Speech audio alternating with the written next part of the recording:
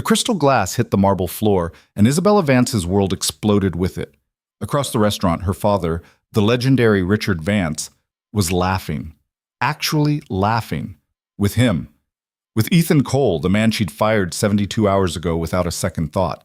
The same man who'd walked out of her office carrying a cardboard box in his pride. The same man who'd chosen his daughter's graduation over his career. And now her father was shaking his hand like they were old friends. Isabella's fingers went numb around her champagne flute. What the hell was happening? If you're watching from anywhere in the world, drop your city in the comments. I want to see how far this story travels. Hit that like button and stick around, because what happens next, nobody saw coming. The thing about being a billionaire CEO at 30 is that people assume you were born into it. They assume the corner office with floor-to-ceiling windows overlooking Manhattan came easy. That the name on the building, Vance Holdings, was always yours to claim. They're wrong. Isabella Vance had clawed her way up from the 3rd floor to the 33rd, past every executive who'd dismissed her as Richard's daughter, instead of seeing who she actually was. She'd earned every quarterly report, every hostile takeover, every sleepless night spent proving she belonged in rooms where men twice her age still called her sweetheart. So when Ethan Cole had the audacity to ask for a day off, one single day in 9 years, she didn't hesitate. She fired him. It was Tuesday morning. She remembered because the coffee was bitter and the numbers weren't adding up the way they should. Her assistant Marcus had buzzed her office 3 times before she'd finally snapped. What? Ethan Cole is here. Says he needs 5 minutes. Isabella hadn't looked up from her laptop. Tell him to email. He says it's urgent. Everything's urgent to someone. 5 minutes. That's it. Ethan had walked in looking exactly like he always did. Tired but put together, wearing that same navy suit he'd probably owned since 2015, the one with the almost invisible stain on the left cuff that he thought nobody noticed. Isabella noticed everything. Ms. Vance. He'd stood in front of her desk, not sitting even though she hadn't invited him to. His hands were clasped in front of him, formal, respectful. Thank you for seeing me. 4 minutes now. He'd nodded, accepting the countdown like he accepted everything else, with that quiet, frustrating composure that somehow made her feel like the unreasonable one. I need to request time off, next Thursday. Isabella's fingers had paused over her keyboard. In 9 years, Ethan Cole had never called in sick, never left early, never asked for anything except his paycheck and the chance to keep working. Next Thursday, she'd repeated slowly. Yes, ma'am. The day before the Morrison presentation. I know the timing isn't ideal. The timing is catastrophic. Isabella finally looked up, meeting his eyes for the first time in the conversation. They were brown, she noticed absently. The kind of brown that probably looked warm in different lighting, but in her office, under fluorescent reality, they just looked exhausted. Morrison represents a $40 million contract. Your lead on the logistics report. I've already prepared everything. The full presentation deck is ready, the numbers are verified, and I've briefed Jeremy on every detail. He can cover, Jeremy is competent. You're essential. There's a difference. Something flickered across Ethan's face. It might have been frustration. It might have been desperation. It was gone too quickly for Isabella to name it. My daughter is graduating. Congratulations. Isabella turned back to her screen. Send her flowers from the company. We have an account. She's valedictorian. Even better, bigger flowers. Ms. Vance. His voice changed. Not louder, not aggressive, just different.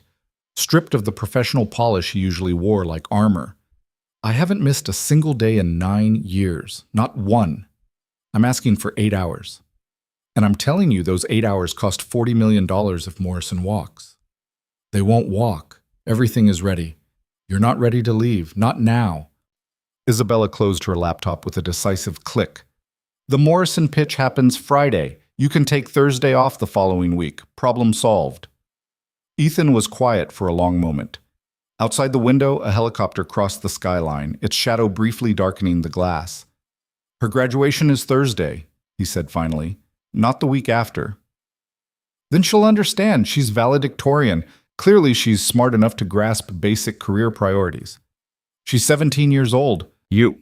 Old enough to know that opportunities don't wait for convenient timing. She's my daughter. And this is my company. Isabella stood, signaling the end of the discussion. You've worked here long enough to know how this works, Ethan. We don't operate on sentiment. We operate on results.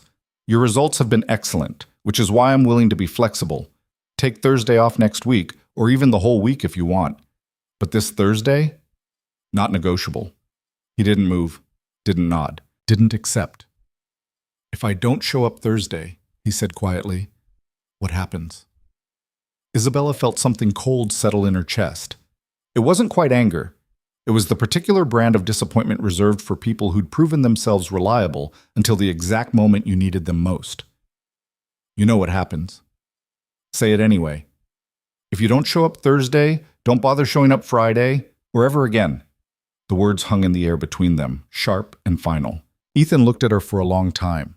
Long enough that Isabella almost felt uncomfortable. She didn't do uncomfortable. Uncomfortable was for people who second-guessed themselves, and she'd stopped doing that around the same time she'd stopped apologizing for taking up space in boardrooms. Okay, Ethan said. Just that. Okay. He turned and walked out of her office with that same steady pace he used for everything. Not rushed, not dramatic, just done. Isabella sat back down, opened her laptop, and went back to the numbers that still weren't adding up. She didn't think about Ethan Cole again until Thursday morning when Marcus knocked on her door holding a cardboard box. He's not coming, Marcus said unnecessarily. Obviously. He left this, said to give it to whoever's taking over his accounts. Isabella looked at the box. It was pathetically small for 9 years of work. A coffee mug with a faded "World's Best Dad" print. A desk calendar, a calculator that probably cost $12, a photo frame facing down. Get it out of my office. Should I call him? Maybe he'll... He made his choice. Isabella's voice was flat. Post the position. I want applications by Monday. Marcus hesitated. He was really good at his job. Everyone's replaceable. That's the first rule of business. Is it? Isabella looked up sharply. Excuse me. Marcus, who'd been with her for 4 years and usually knew when to shut up, apparently decided today was the day to develop a spine. I'm just saying, but Ethan was here before either of us. He trained half the department. People actually liked him. People liking you doesn't close deals. No, but it builds teams, and teams close deals. Are you applying for his position, Marcus? Because this sounds like a job interview. He backed down immediately. No, ma'am. Sorry. I'll post it. The door closed. Isabella pulled the photo frame from the box before she could stop herself, flipped it over. It was a picture of a little girl, maybe 6 or 7 years old, wearing a baseball uniform 3 sizes too big, holding a trophy almost as tall as she was. She was missing her front teeth, and her smile was so big it barely fit on her face. Written on the back in faded marker, Ava's first championship. She hit the winning run. Isabella set it down quickly, like it might burn her. She didn't keep it. But she didn't throw it away either. Shab. The Morrison meeting Friday went fine. Jeremy stumbled twice through the logistics section, but Isabella stepped in, smoothed it over, and closed the deal with the kind of aggressive charm that made men in expensive suits forget they'd planned to negotiate. $40 million, signed and sealed. She should have felt triumphant. Instead, she felt tired. Drinks to celebrate, Jeremy offered in the elevator afterward. No. Come on, boss. We just landed Morrison. That's champagne territory. You just landed Morrison because Ethan Cole spent 9 years building the infrastructure you presented as your own work. Maybe skip the champagne and learn some humility. Jeremy's smile died. I was just trying to... I know what you were trying to do. Go home, Jeremy. She went home to her penthouse instead of the office for once. Ordered takeout she didn't eat. Stood at the window watching the city lights blur and sharpen, blur and sharpen. Her phone rang. Isabella, her father's voice, warm as always. How'd Morrison go? Closed it. Knew you would. Listen, I'm having dinner at Rousseau tomorrow night, that French place you hate. Want to suffer through overpriced snails with your old man? Can't. I have the quarterly review prep. On a Saturday? Money doesn't sleep, Dad. No, but you should. Humor me, 7 o'clock. We haven't had dinner in 3 months. Isabella leaned her forehead against the cold glass. Fine, but I'm ordering steak. wouldn't expect anything less. Rousseau was the kind of restaurant where the waiters wore white gloves, and the menu didn't list prices because if you had to ask, you couldn't afford it. Isabella arrived exactly on time wearing Tom Ford and irritation, already regretting agreeing to this. Her father was at their usual table, corner booth with a view of the whole restaurant. But he wasn't alone. He was laughing. Not the polite chuckle he used for business associates or the practiced warmth he deployed at charity galas. Real laughter. The kind that crinkled the corners of his eyes and made him look younger than 62. And sitting across from him, looking uncomfortable in a jacket that was definitely new and probably bought specifically for this dinner, was Ethan Cole. Isabella stopped walking. The glass of champagne she'd been holding, more for show than actual drinking, suddenly felt very heavy. "Bella!" Her father spotted her, waved her over with genuine pleasure. "Perfect timing. Come meet someone." She moved on autopilot, her brain 3 steps behind her body. Ethan stood when she approached. Of course he did. Ethan Cole probably held doors for strangers and said please and thank you to ATM's Ms. Vance. His voice was professionally neutral. No warmth, no coldness, just nothing. "Mr. Cole." She matched his tone exactly. Her father looked between them, eyebrows raised. "You two know each other?" "He used to work for me," Isabella said. "Used to?" Richard's smile didn't falter, but something sharpened in his eyes. "How long?" 9 years. "And you let him go?" "He let himself go. Chose not to show up when I needed him." "Ah." Richard leaned back, studying his daughter with that particular expression that always made her feel like she was 12 again and about to be gently corrected. "And what did he choose instead?" Isabella's jaw tightened. His daughter's graduation. "Valedictorian, I heard." Richard turned to Ethan with approval. "You must be incredibly proud." "I am, sir. Thank you." "Sir?" Richard laughed. "Please, we're past that. Sit. Isabella, you're hovering. It's unsettling." She sat because standing there frozen was worse. A waiter materialized with menus. Ethan ordered water. Of course he did. "So," Isabella said, her voice tight, "are you going to tell me what this is, or should I guess?" "Dinner," Richard said simply. "With my former employee. With my future COO." The restaurant didn't actually fall silent. Conversations continued, glasses clinked, someone at the bar laughed too loud at a mediocre joke. But in Isabella's head, everything stopped. "You're what?" "Chief Operating Officer." Richard said it casually, like he was commenting on the weather. "I've been working with Ethan for about 5 years now. Separate from Vance Holdings, mostly consulting on some private projects. He's been instrumental in restructuring our international logistics." 5 years. 5 years, and she'd had no idea. "You've been working with my employee behind my back?" "Not behind your back. I don't report to you, Bella. And technically, he wasn't your employee. He worked for the company. Important distinction." Semantics. Clarity. Richard took a sip of his wine. Ethan's been proving himself for half a decade, not through flash or politics, but through consistent, excellent work. The kind of work that doesn't demand recognition, but deserves it anyway. Isabella looked at Ethan, who was studying his water glass like it contained the secrets of the universe. "And you didn't think to mention this?" she asked him directly. He met her eyes. "You didn't ask. I'm sorry. Was I supposed to interrogate every employee about their side projects with my father? You were supposed to notice that some of your best logistics solutions over the past 5 years came from ideas I brought to you after working with Mr. Vance. But you never asked where the ideas came from. You just approved them and moved on." It was the most she'd ever heard him push back, the most direct he'd ever been. And he was right. She had noticed the ideas were good. She just assumed Ethan was finally stepping up, finally showing the initiative she'd always thought he lacked. "The COO position," Isabella said slowly, "reports directly to the CEO."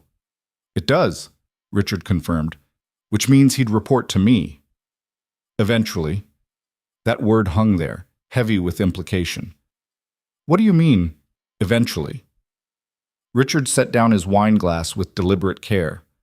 "I mean that I'm not convinced you're ready to be CEO without learning a few things first." The words hit like a physical blow. I've increased profits by 32% in 2 years. I closed Morrison yesterday, $40 million. What exactly haven't I proven? That you understand people are more than numbers on a spreadsheet. That's not fair, isn't it? Her father's voice was gentle, which somehow made it worse. Tell me about Ethan's work over the past 9 years. Tell me one personal thing you know about him. Isabella's mind went blank. 9 years. 9 years of performance reviews, project approvals, quarterly meetings. 9 years of seeing him nearly every day. She knew he was punctual, thorough, quiet, reliable. She knew nothing else. That's what I thought. Richard wasn't gloating, he just sounded sad.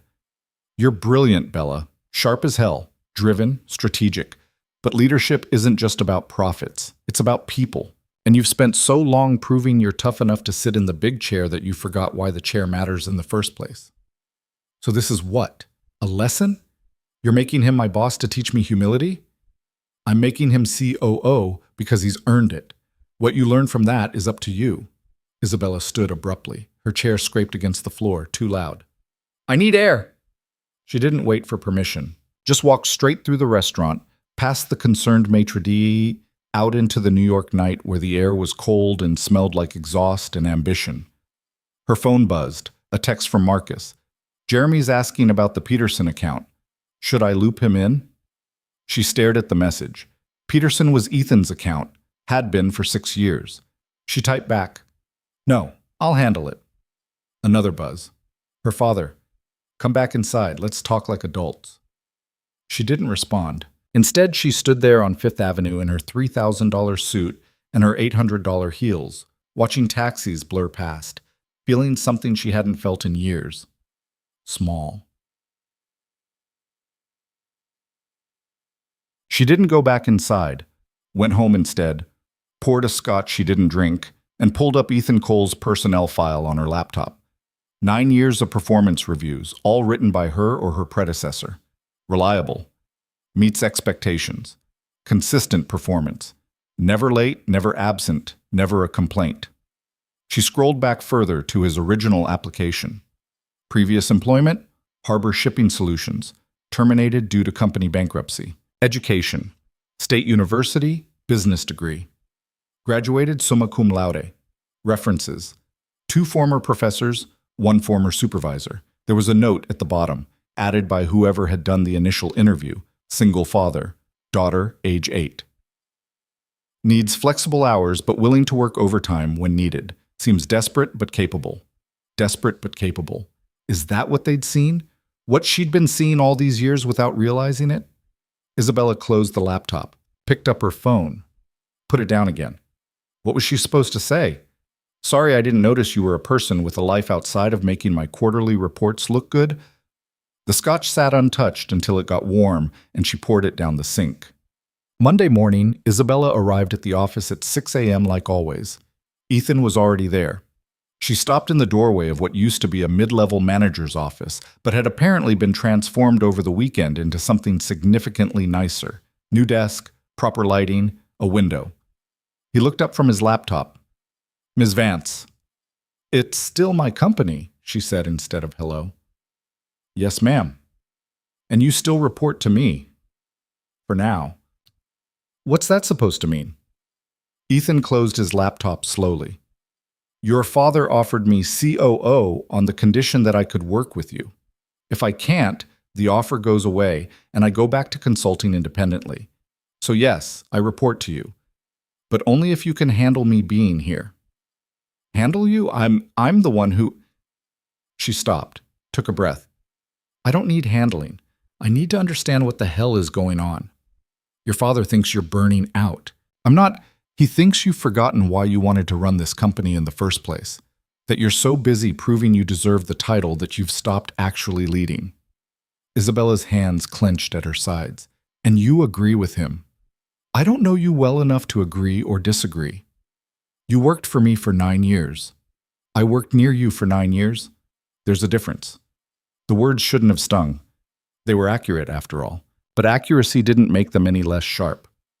So what now? Isabella asked. You're here to... what? Reform me? Teach me to be a better person? I'm here to do a job, same as always. Ethan opened his laptop again. Your father asked me to restructure our international supply chain. I'm starting with the European contracts. If you want to be involved, I'll send you the briefings. If not, I'll handle it independently and report the results. Everything in this company goes through me. Then I'll send the briefings. He went back to typing. Isabella stood there, feeling dismissed in her own building, wearing her own name on the door. My father's wrong about me, she said. Ethan didn't look up. Okay. I'm not burned out. I'm not losing sight of anything. I'm doing exactly what I need to do to keep this company competitive. Okay. Stop saying okay like you don't believe me. He finally met her eyes. What do you want me to say, Ms. Vance? That you're perfect?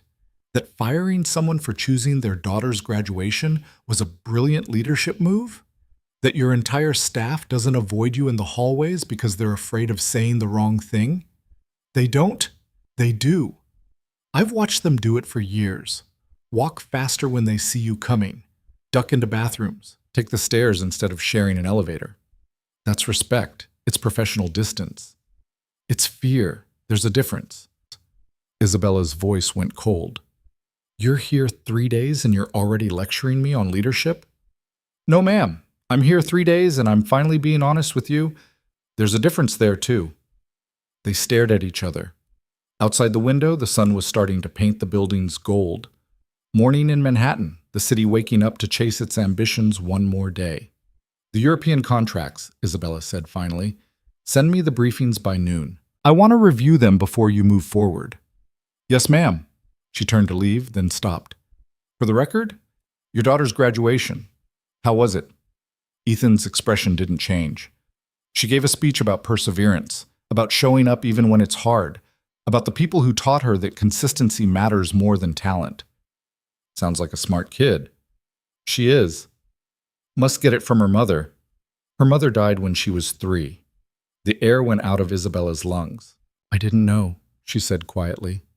You never asked. The briefings arrived at 11:47 a.m. Isabella opened them expecting to find errors, inconsistencies, something she could use to prove her father wrong about Ethan's capabilities. Instead, she found the most thorough operational analysis she'd seen in 5 years. Every contract broken down to the component level, every supplier relationship mapped with contingency options, every potential risk flagged with 3-tier mitigation strategies. It was the kind of work that took weeks, not weekends, which meant he'd been preparing it long before her father made the COO announcement. She picked up her phone, then put it down. Picked it up again. Texted her father. He's good. The response came immediately. I know. Why didn't you tell me? Would you have listened?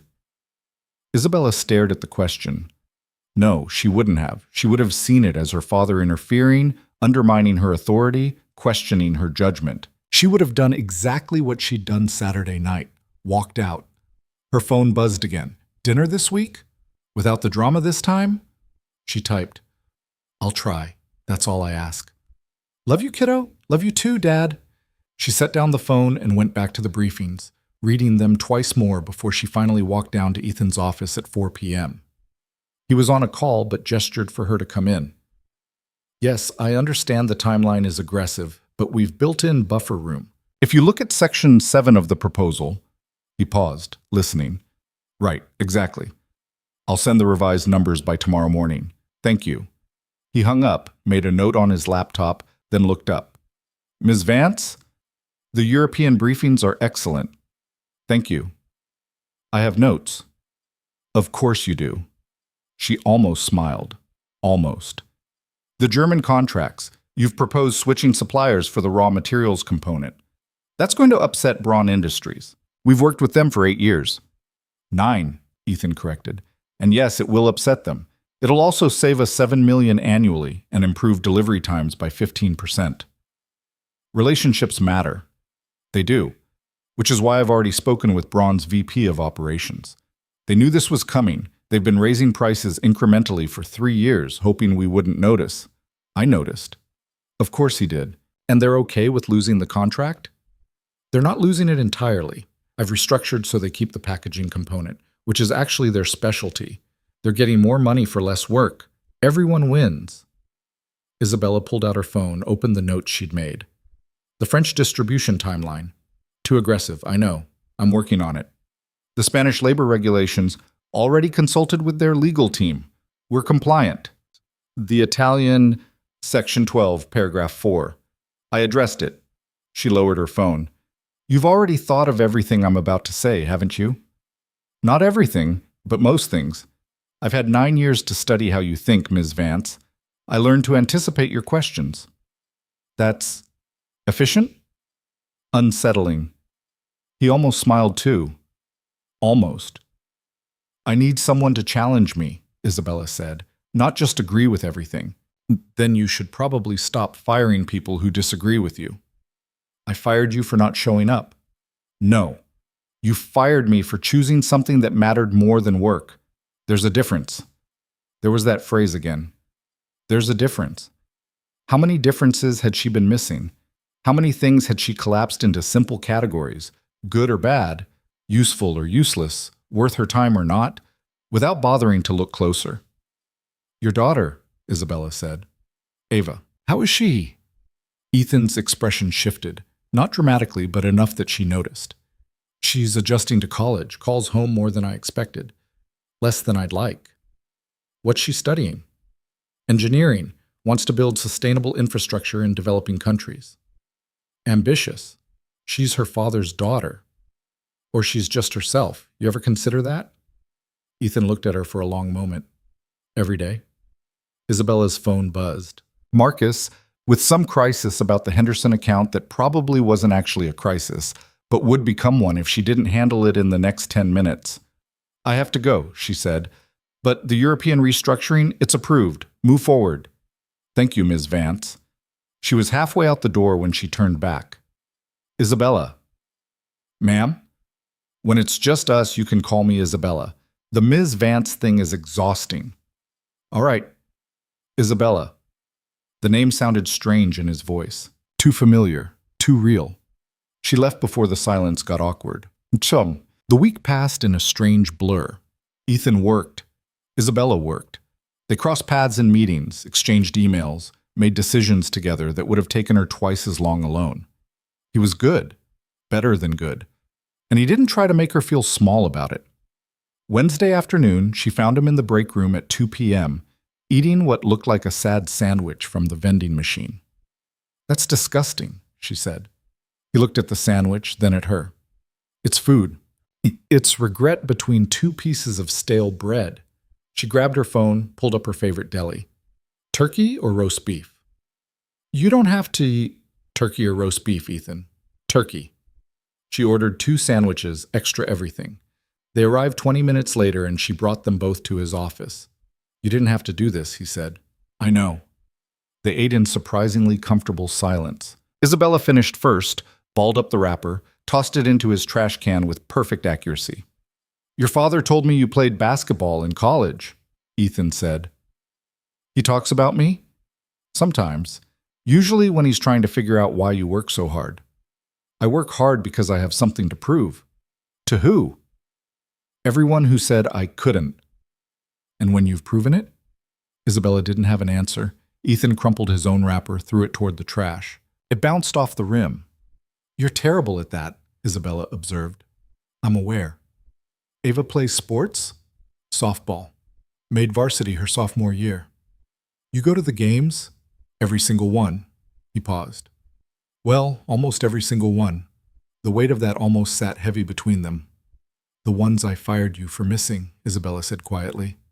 Among others. I missed her 8th grade championship because we had the Taipei negotiations. Missed her junior year finals because you needed the Singapore contracts finished early. And you never said anything. Would it have mattered? Honest answer? Probably not. Then there was nothing to say. Isabella stood, brushed imaginary crumbs off her skirt. For what it's worth. I'm sorry. For which part? All of it. The firing. The 9 years of not noticing you were sacrificing everything. Being so focused on proving I could do this job that I forgot to actually do it right. Ethan looked up at her, and for the first time since Saturday night, his expression softened. Thank you, he said. Don't thank me yet. I'm still going to make your life difficult. I'd expect nothing less. She left with something that felt dangerously close to a smile. Dad. Friday evening, Isabella was the last one in the office. Or so she thought. But when she walked past Ethan's office at 7 p.m., his light was still on. She knocked. Come in. He was surrounded by papers, laptop open, phone on speaker with someone rattling off numbers in what sounded like Mandarin. Isabella waited. The call ended. Ethan rubbed his eyes, looking more exhausted than she'd ever seen him. You should go home, she said. So should you. I live alone. I've got nothing to go home to except bad reality TV and expensive wine. Sounds terrible. It is. She leaned against the doorframe. What's your excuse? Ava's at college, the apartment's quiet. You miss her. Every day. Isabella thought about her own apartment, about the silence that used to feel like peace but had started feeling like emptiness somewhere along the way. You want to get dinner? The words came out before she could stop them. Ethan looked surprised. Like, work dinner? Like two people who are tired of eating alone dinner. He hesitated. Is this appropriate? I'm the CEO. I decide what's appropriate. Exactly why I'm asking. Fair point. It's just dinner, Ethan, not a political maneuver, not a test, just two colleagues eating food in the same vicinity. Okay, he said finally, but nowhere fancy. I've had enough fancy to last a lifetime. Deal. They ended up at a diner 6 blocks away that Isabella had walked past 1,000 times but never entered. The kind of place with cracked vinyl booths and a laminated menu that offered breakfast all day. Ethan ordered coffee and pancakes. Isabella got a burger that came with fries she hadn't asked for but ate anyway. This is weird, she said. Yeah. Good weird or bad weird? Undecided. They ate in silence for a few minutes. Not uncomfortable, just unfamiliar. Can I ask you something? Isabella said finally. Sure. Why did you stay? 9 years working for someone who barely acknowledged you existed. You could have left any time. Why didn't you? Ethan set down his coffee. The benefits were good. Health insurance covered Ava completely. The salary wasn't amazing, but it was stable. And the work, he paused. The work mattered. I was helping build something real. Even if you never noticed I was there, I noticed. That was enough. That's depressing. Maybe. Or maybe it's just practical. I had a kid to raise and bills to pay. Pride is expensive. Is that why you agreed to come back? The COO position? Better benefits, better salary? Partially. But mostly because your father convinced me you were worth the risk. Isabella's fry stopped halfway to her mouth. Risk? You fired me for choosing my daughter. What makes you think I'd trust you not to do it again? I wouldn't. You don't know that. You don't know what you'd do until you're in that moment again, faced with the same choice. And honestly, neither do I. He wasn't wrong. So why take the chance? Isabella asked. Because your father said something that stuck with me. He said you're brilliant, but broken. That you've spent so long building walls, you've forgotten what they're protecting. Broken, Isabella repeated flatly. His word, not mine. What's yours? Ethan considered. Incomplete. Like you built 90% of a house and called it done because you were tired of construction. That's not better. Didn't say it was. Isabella ate another fry, hating that he was right, hating more that she couldn't argue with it. So what? You're here to complete the house? I'm here to see if you want to complete it yourself. There's a difference. She almost threw a fry at him. Instead, she laughed. Actually laughed, for the first time in longer than she could remember. You're infuriating, she said. I'm honest. People confuse the two. They finished eating, split the check even though Isabella tried to pay, and Ethan refused to let her. I make more money than you, she pointed out. And I have more pride than sense, he countered. We all have our flaws. Outside, the city was doing its Friday night chaos. People spilling out of bars, taxis honking, someone singing off-key on the corner. Thanks for dinner, Isabella said. Thanks for inviting me. They stood there awkwardly, two people who'd worked together for 9 years and somehow barely knew each other, trying to figure out what came next. Monday, Isabella said finally. Let's do this right. Do what right? The working together thing, actually working together, not just existing in the same building. Ethan extended his hand. Deal. She shook it. His grip was firm, steady, exactly what she expected. And when she let go and walked toward the subway, she felt something she hadn't felt in years. Hope. Not the aggressive fight your way to the top hope that had fueled her 20s. Something quieter. Something that felt like maybe, possibly, she didn't have to do this alone. The glass had shattered. But maybe that wasn't an ending. Maybe it was just the beginning of building something better from the pieces. Monday morning arrived with rain that turned Manhattan into a blur of gray and reflected neon. Isabella stood at her office window watching water streak down the glass, coffee cooling in her hand, thinking about incomplete houses and broken things that maybe didn't need to stay broken. Her phone buzzed. Ethan. Conference room B, 9 a.m., want to walk through the quarterly projections together. She typed back, see you there, no preamble, no formal title, just two people agreeing to be in the same room at the same time. Progress, she supposed. Conference room B was smaller than the main boardroom, with a round table instead of the long rectangular one she usually preferred. Ethan was already there when she arrived, laptop open, papers organized in neat stacks that probably made sense to him and him alone. Morning, he said without looking up. You're here early. I'm always here early. I know, I just never acknowledged it before. That got him to look up. You don't have to acknowledge everything, Isabella. Sometimes people just do their jobs. And sometimes people deserve to be seen for doing them well. Ethan's expression flickered. Surprise, maybe, or suspicion that this new version of his boss might not last past lunch. The projections, he said, turning his laptop toward her. I've been running scenarios for the next 18 months. Want to see the conservative estimate or the aggressive one? Show me both. He pulled up two spreadsheets, color-coded in a way that actually made sense instead of the chaotic rainbow most people favored. Conservative keeps our current trajectory. Steady growth, minimal risk, projects about 18% increase by end of next fiscal year. And aggressive? 34%. But it requires restructuring 3 departments, renegotiating contracts with our top 15 suppliers, and potentially acquiring Meridian Tech before their stock price rebounds. Isabella leaned forward, studying the numbers. Meridian's a mess right now. Exactly why they're vulnerable. Their logistics platform is solid, better than ours actually, but their leadership drove them into the ground with bad acquisitions and worse PR. We could buy them for half what they're actually worth, absorb their tech, keep their best people, and cut the dead weight. That's ruthless. That's business. She almost smiled. You sound like me. Spending 9 years around you had to rub off eventually. Is that a compliment or an insult? Yes. This time she did smile, then caught herself and went back to the spreadsheet, focusing on the acquisition timeline. Meridian has contracts with half our competitors. If we buy them, we inherit those relationships. Or we renegotiate. Make it clear there's a new sheriff in town. Mixing metaphors now? I'm tired. Ava called at 2 a.m. having a crisis about her roommate's boyfriend. Everything okay? Define okay. She's 19 and learning that other people make terrible decisions she can't control. I told her to buy noise-canceling headphones and focus on her own life. Harsh. Practical. She can't save everyone. He paused. Something I wish I'd learned earlier. Isabella heard the subtext. You can't save everyone either. Not your employees, not your company, not yourself. Sometimes you just have to let things fall apart and see what's worth rebuilding.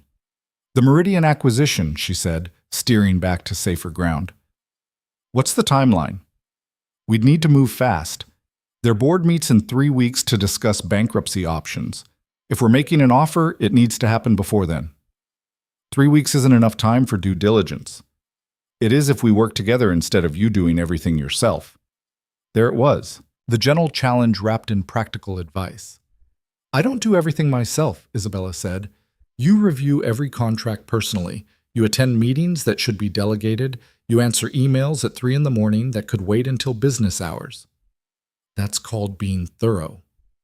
It's called not trusting your team. Isabella's jaw tightened. I trust them. Do you? Or do you just assume they'll mess it up and you'll have to fix it anyway? She wanted to argue. Wanted to list all the times she'd delegated and it had gone wrong, all the mistakes she'd caught because she bothered to look when everyone else was ready to sign off. But Ethan was watching her with that steady, patient expression that made it impossible to lie. Maybe both, she admitted. That's fair, but it's also unsustainable. He closed his laptop. You want my honest assessment? Do I have a choice? No. Here it is. You're brilliant at strategy and terrible at letting go. You've built an incredible company, but you're choking it by refusing to let other people actually run the parts you've delegated to them. And eventually, you're going to burn out or burn through every talented person who works here. Probably both. You're really bad at compliments. I'm really good at honesty. People confuse the two. Isabella stood, walked to the window, watched rain turn the city into something softer than it actually was. My first year as CEO, she said quietly, I delegated the Harriman contract to someone I trusted. He seemed competent, experienced, confident. Know what he did? I'm guessing something bad. He agreed to terms that would have bankrupted us in 18 months, buried the details in legal language and hoped I wouldn't notice. I almost didn't. Caught it the night before signing because I couldn't sleep and decided to read through one more time. So, one person screwed up and you decided everyone would? One mistake at that level doesn't get a second chance.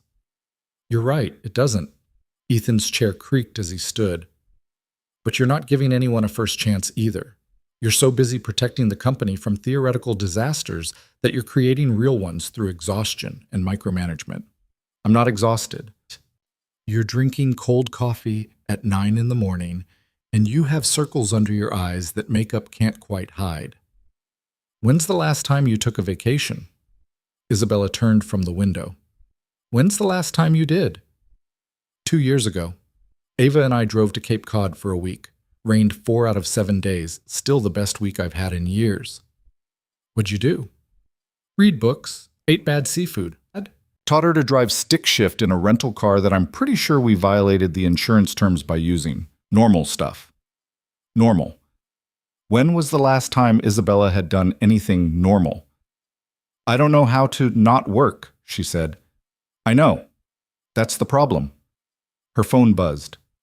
Marcus. Henderson account is asking about the delivery timeline. What should I tell them? Isabella started typing a response, then stopped. Looked at Ethan. What would you tell them? She asked. Me. You've been here 9 years. You know the Henderson account as well as anyone.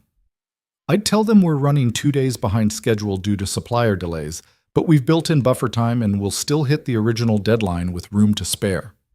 Is that true? Yes. I checked this morning. Isabella deleted her half-written response and typed, Ask Ethan, then showed him the screen. You sure? He asked. No, but you said I need to trust my team. Consider this practice. And if I screw it up, then we'll fix it together. Something shifted in Ethan's expression. Not quite a smile, but close enough. Okay, he said. I'll handle Henderson. They spent the next 2 hours going through the Meridian acquisition strategy, Isabella forcing herself to listen instead of immediately shooting down ideas that made her nervous. Ethan walked her through financial models, worst-case scenarios, mitigation strategies. He'd clearly been thinking about this for weeks, maybe months. When did you put this together? She asked, looking at a particularly detailed risk assessment. Nights, weekends, whenever Ava was busy with her own life and I needed something to do besides watch bad TV. This is what you do for fun? This is what I do instead of thinking about how quiet my apartment is. Isabella understood that more than she wanted to admit. By noon, they had a preliminary plan. By 2, they'd assigned roles. Isabella would handle the board presentation. Ethan would run due diligence. They'd split the supplier negotiations. We should bring in legal, Isabella said. Already scheduled a meeting with Sarah Chen for tomorrow morning. And finance? Marcus is pulling the latest reports now. You're very efficient. I've had good training. They ordered lunch. More sandwiches from the deli, because apparently that was becoming a thing, and ate in Isabella's office while reviewing contract templates. Can I ask you something? Ethan said around a bite of turkey. Sure. Why do you do this? The CEO thing, the constant work, the proving yourself? What's the end game? Isabella set down her sandwich. I want to build something that lasts, something that matters. You've already done that. Have I? Or have I just built a company that runs on fear and exhaustion? A bit of both, probably. You're terrible at reassurance. I'm excellent at truth. He crumpled his sandwich wrapper. But seriously, what happens when you've proven everything you set out to prove? When the company's successful and the numbers are good and everyone knows your name, then what? I don't know, Isabella admitted. I've been so focused on getting here that I didn't plan for what comes after. Maybe that's the incomplete part your father mentioned. Maybe. They went back to work, but the question stuck with Isabella like a splinter. What did come after? More growth? More profits? More years of cold coffee and empty apartments? At 6, her father called. How's it going with Ethan? Richard asked without preamble. Fine. We're working on the Meridian acquisition. Meridian? That's ambitious. It's aggressive. There's a difference. Her father laughed. He's rubbing off on you already. Or I'm finally listening to good ideas regardless of where they come from. Even better. Dinner Thursday? Your mother wants to see you. Mom's in town? Flying in tomorrow. She's worried about you. Why? Because I told her you've been working yourself to death and forgot what happiness looks like. That's dramatic. Is it wrong? Isabella looked around her office. Expensive furniture, perfect lighting, everything exactly how she wanted it, and absolutely nothing that felt like home. No, she said quietly. It's not wrong. Thursday then, 7 o'clock. Your mother's cooking. She hates cooking, which is how you know she's worried. See you then, kiddo. He hung up before she could protest. Isabella stared at her phone, then at the city outside her window, then at the work still waiting on her desk. Ethan knocked on her open door. I'm heading out. Ava's doing a video call at 8 and I promised I'd actually be home for once. How is she really? Stressed, happy, terrified. All the things you're supposed to be at 19 when you're figuring out who you are. Sounds exhausting. It is. But it's also the best part. He paused in the doorway. You should go home too. I have work. The work will still be here tomorrow. You might not be if you keep this up. That's ominous. It's concerned. People confuse the two. After he left, Isabella sat in the silence of her office for another hour. Then she did something she hadn't done in 3 years. She went home before 8 o'clock. Her apartment looked different in evening light, less like a magazine spread and more like what it actually was. Expensive furniture nobody sat on. Art on the walls she'd bought because her decorator said it was investment worthy. A kitchen that had never been used for anything beyond reheating takeout. She ordered Thai food and ate it on her couch while watching a cooking show she didn't care about, just for the background noise. Her phone stayed in her bag. At 10, Ethan texted. Ava says hi. She remembers when her dad used to work for the scary lady with the fancy shoes. Isabella looked down at her Louboutins, kicked them off, typed back. Tell her the scary lady is working on being less scary. She says, good luck with that. Smart kid. I know. Isabella fell asleep on her couch, still in her work clothes, and woke up at 6 with a crick in her neck and the realization that she'd slept through the night without waking up 3 times to check her phone. Progress. The week blurred into planning sessions and conference calls and slowly learning to delegate things that made her anxious. Ethan handled the Henderson account without her interference and did it perfectly. Sarah Chen from legal praised the Meridian strategy and only found 2 potential issues instead of the 12 Isabella had been expecting. Marcus started asking Ethan questions directly instead of routing everything through Isabella. And Isabella slowly learned to let him. Thursday arrived faster than she expected. Isabella left work at 6, early by her standards, late by anyone else's, and took a taxi to her parents' brownstone in Brooklyn. Her mother answered the door wearing an apron and a smile that didn't quite hide her concern. Bella, you look thin. Hi, Mom. Love you too. I'm serious. Are you eating? Yes, I'm eating. Can I come in or are we doing this on the doorstep? Her mother pulled her into a hug that smelled like expensive perfume and something burning in the kitchen. Is that smoke? Isabella asked. The chicken got away from me. Your father's handling it. By handling it, you mean ordering pizza. Come on, let's get you some wine. The The brownstone looked exactly like it always had. Warm, lived in, full of photographs and memories, and proof that people had actually built a life here. Isabella's childhood bedroom was now her father's study, but her mother had kept a few things. Debate team trophies, her college diploma, a photo of teenage Isabella glaring at the camera like it had personally offended her. "You were so angry at that age," her mother said, following her gaze. "I was angry at everything." "You still are, sweetheart. You've just gotten better at hiding it." They settled in the living room with wine while Richard dealt with the pizza situation. Her mother had that look, the one that meant she had things to say and wasn't going to be diplomatic about it. "Your father told me about Ethan," she started. "Of course he did. He said you fired him for choosing his daughter." "Well, I fired him for not showing up when I needed him." "Is there a difference?" Isabella took a long sip of wine. "Everyone keeps asking me that. Maybe because it's a good question. It's a loaded question. It's a clarifying question." Her mother set down her own glass. "Bella, when's the last time you chose something for yourself? Not for the company, not to prove a point, just for you?" "I choose things all the time." "Name one." Isabella opened her mouth, closed it, tried again. "That's what I thought." Her mother wasn't gloating, just sad. "You've spent so long becoming the person you thought you needed to be that you forgot to figure out who you actually are underneath it all." "I know who I am." "Do you? Because from where I'm sitting, you look like someone playing a role, and you're exhausted from the performance."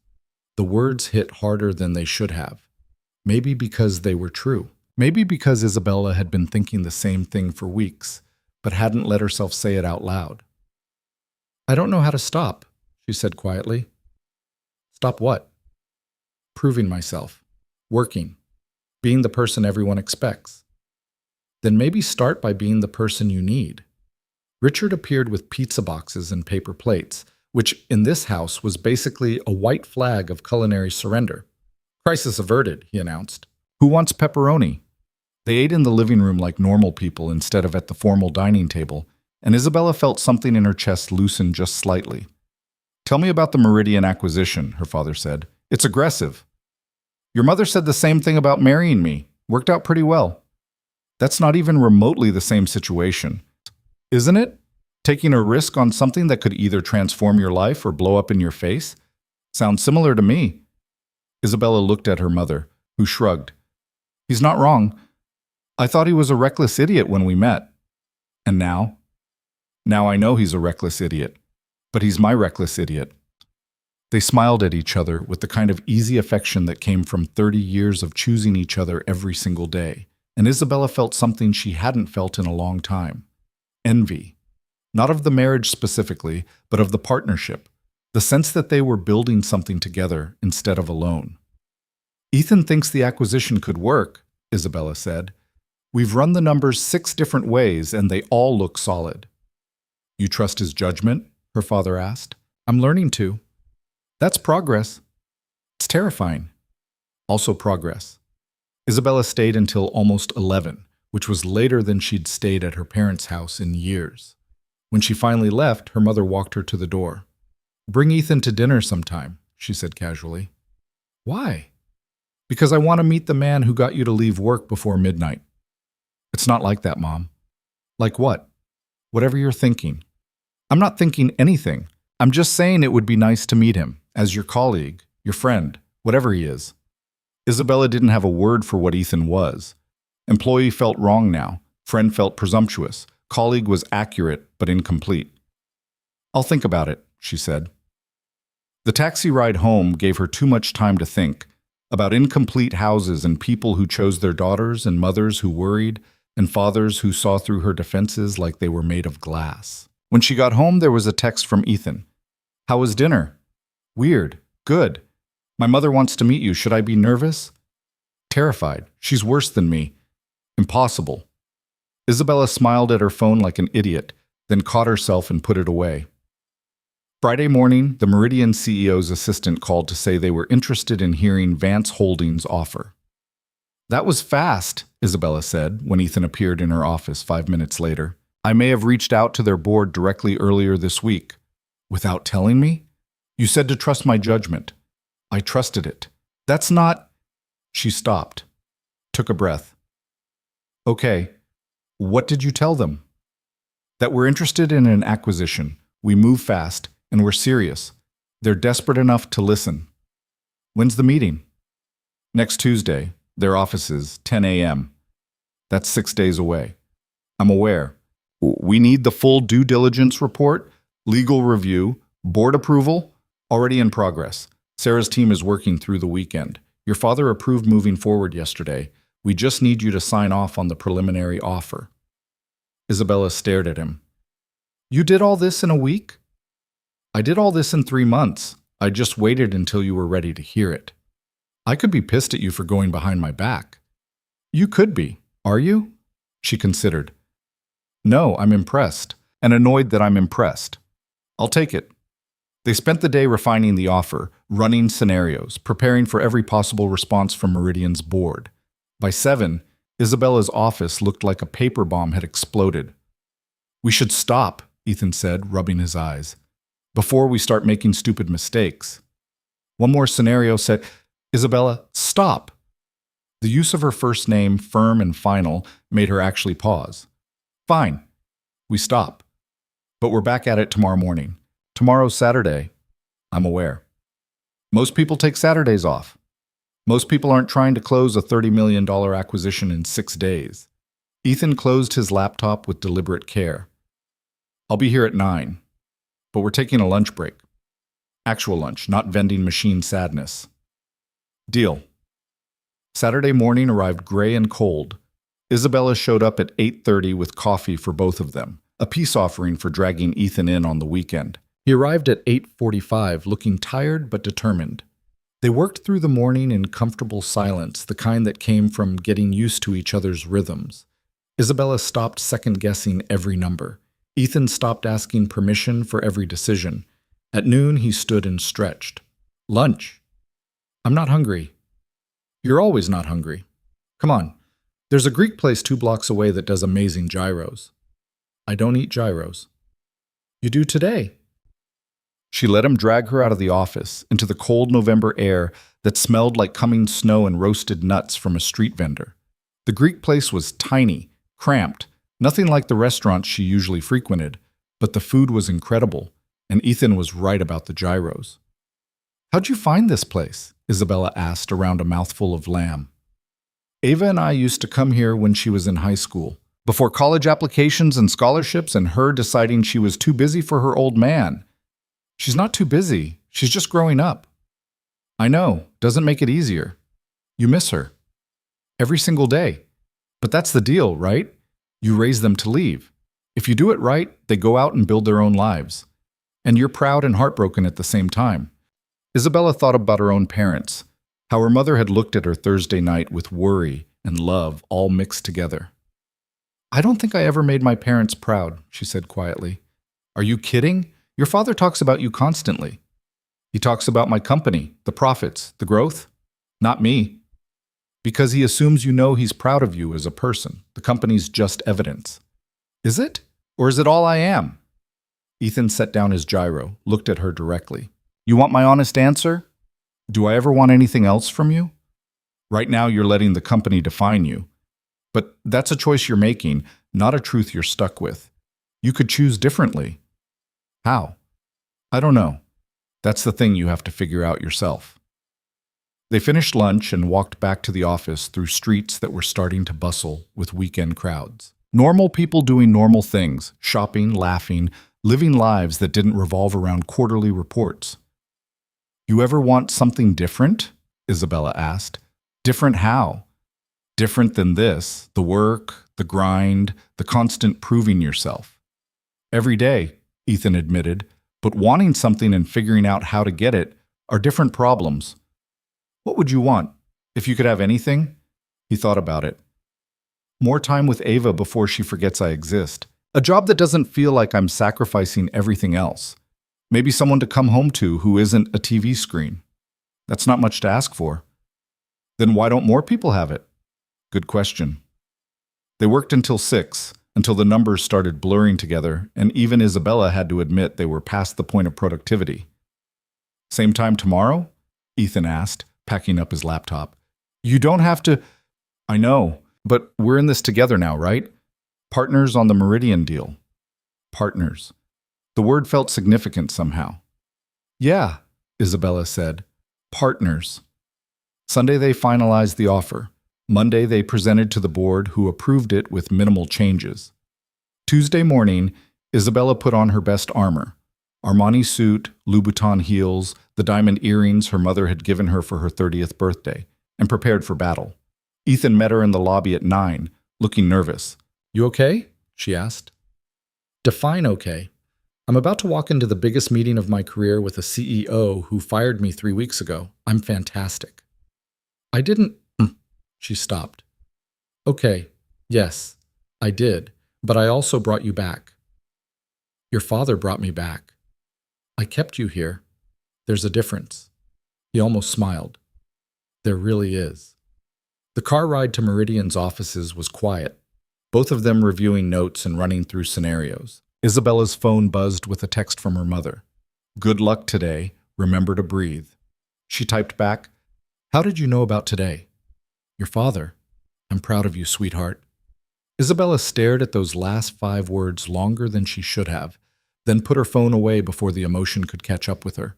Meridian's headquarters was smaller than Vance Holdings, older, with the kind of worn edges that came from years of deferred maintenance and budget cuts. Their CEO, Martin Reeves, looked exactly like his reputation, tired, defensive, holding on to pride with white knuckles. Ms. Vance, Mr. Cole.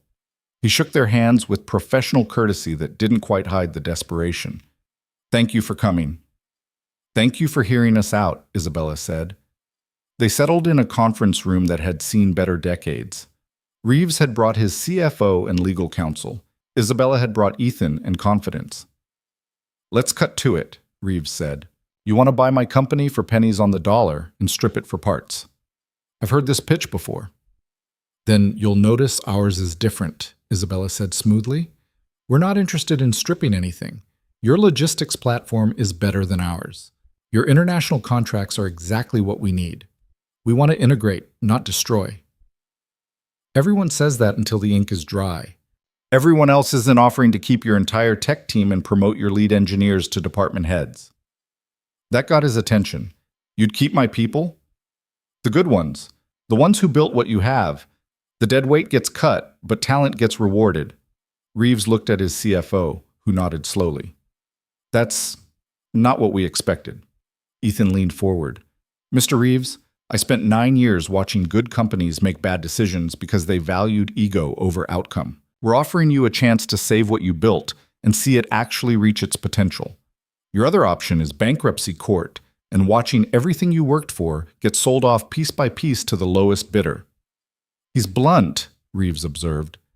He's honest, Isabella corrected, which is why I trust his judgment on this. They spent 3 hours going through the offer line by line. Reeves fought for his people, for the preservation of the company culture, for assurances that this wasn't just a hostile takeover in friendly clothing. Isabella gave him most of what he asked for, not because she was being generous, but because he was right.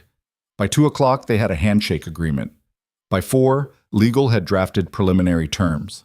By 6, Isabella and Ethan were back in the car heading to Manhattan, exhausted and exhilarated.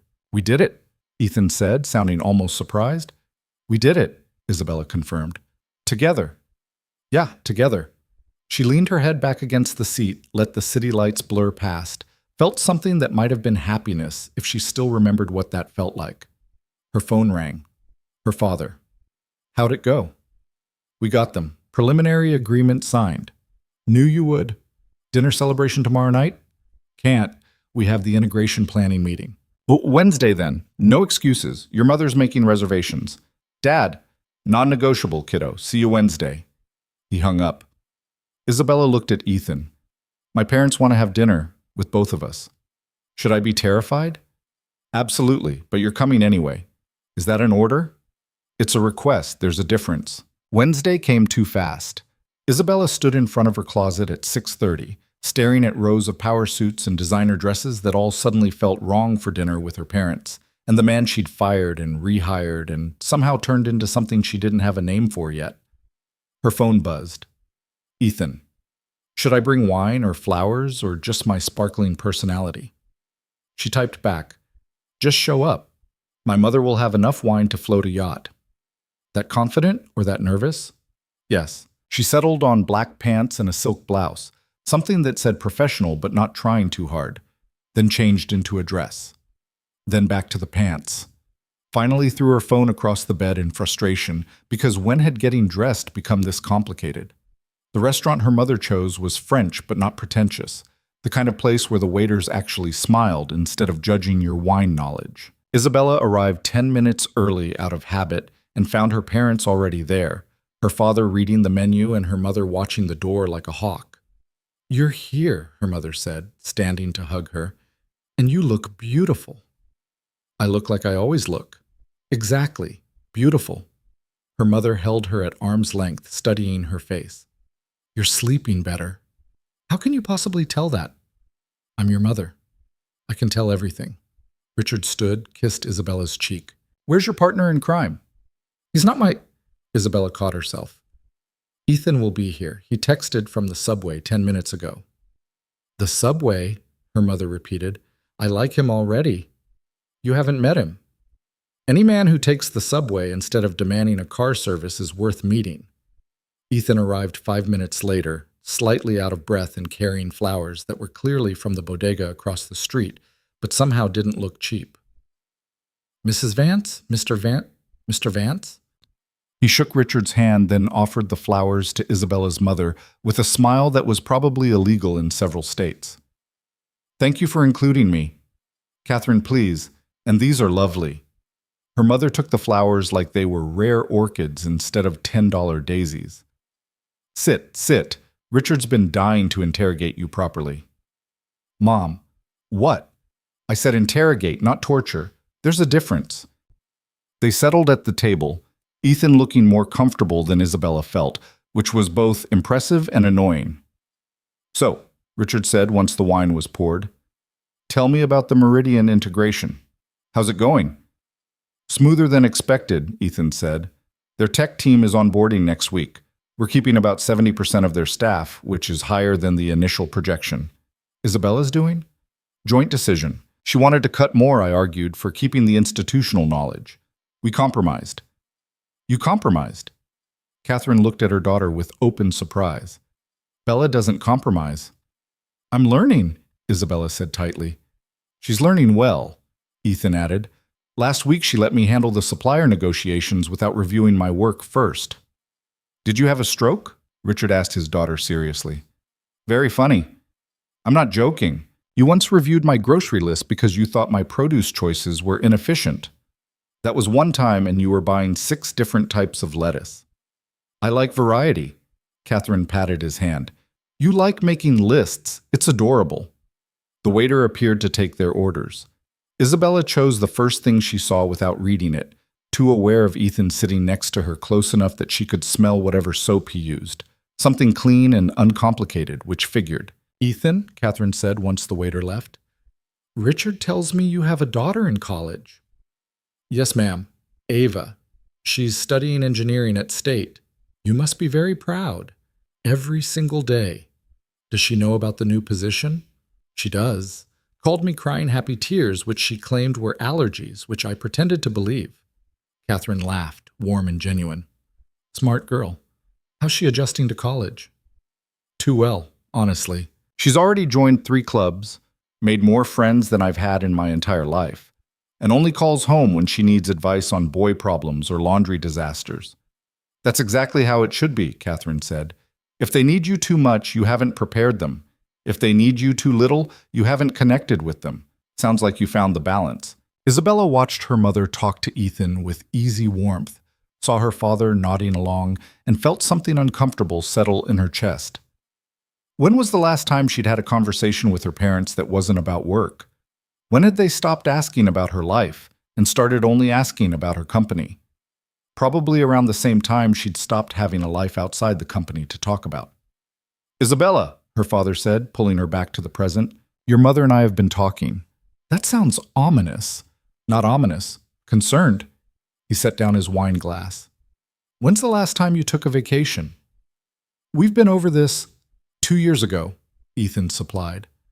Aspen, 4 days, you worked through 3 of them and came back more stressed than when you left. Isabella turned to him. How do you know that? Marcus mentioned it. Also, you came back with a ski tan, but no stories about actually skiing, which seemed telling. You're both ganging up on me. We're both worried about you, her father corrected. There's a difference. Everyone keeps telling me there's a difference about everything. Maybe sometimes things are just what they are. And maybe sometimes people who care about you notice things you're too stubborn to see yourself, her mother said gently. Sweetheart, you look exhausted. Even with the better sleep, you look like you're running on fumes. I'm fine. You're functional. That's not the same as fine. The food arrived, saving Isabella from having to respond. She focused on her dish, some kind of fish she didn't remember ordering, and tried not to feel like a teenager being lectured about life choices. I'm taking time off in December, she said finally, after the Meridian integration is complete and the quarterly reports are done. A week, maybe 2. Her mother's eyebrows rose. Really? Really? Ethan's right. I need to learn to let go of some things. Where will you go? Catherine asked. I don't know yet. Somewhere warm. Somewhere without cell service. Take someone with you, her father suggested. Vacations alone are just work in different locations. I don't have anyone to take. The silence that followed was heavy with things nobody wanted to say out loud. Ethan cleared his throat. Ava's been asking about the Bahamas. She saw something on Instagram and decided it's now essential to her happiness. The Bahamas are beautiful, Catherine said. Richard and I went for our 20th anniversary. And you fought the entire time about whether to go scuba diving, Isabella reminded them. Your mother doesn't like fish, Richard explained to Ethan. I like fish fine on a plate. I don't like them swimming at my face. They're not swimming at your face. They're just swimming. Aggressively. Ethan laughed, and Isabella found herself smiling despite the weird tension still sitting in her chest. They finished dinner with stories about family vacations gone wrong, and Catherine's legendary inability to read maps, and Richard's habit of getting them lost in every city they visited. Normal things, human things, the kind of conversation Isabella had forgotten she missed. When the check came, Ethan reached for it. Absolutely not, Richard said. Sir, I appreciate the invitation. Richard, and you're not paying. This was our idea. The next time is on me. Deal. Outside, the November air had teeth. Catherine hugged Isabella tight, then turned to Ethan. Take care of her, she said quietly. She won't take care of herself. Mom, I mean it. She's brilliant and stubborn, and she'll work herself into the ground if someone doesn't remind her that life exists outside spreadsheets. I'm standing right here, Isabella protested. I know, sweetheart. That's why I'm saying it where you can hear me. Ethan's eyes met Isabella's over her mother's shoulder, something passing between them that might have been understanding or conspiracy, or just shared amusement at being managed by a force of nature in expensive shoes. I'll do my best, Ethan promised. They said goodbyes. Richard hugged Isabella and whispered, He's good for you. Don't screw it up. There's nothing to screw up. He's my COO. Sure he is. That's why you're looking at him the way I look at your mother. I am not. Kiddo, I've known you for 30 years.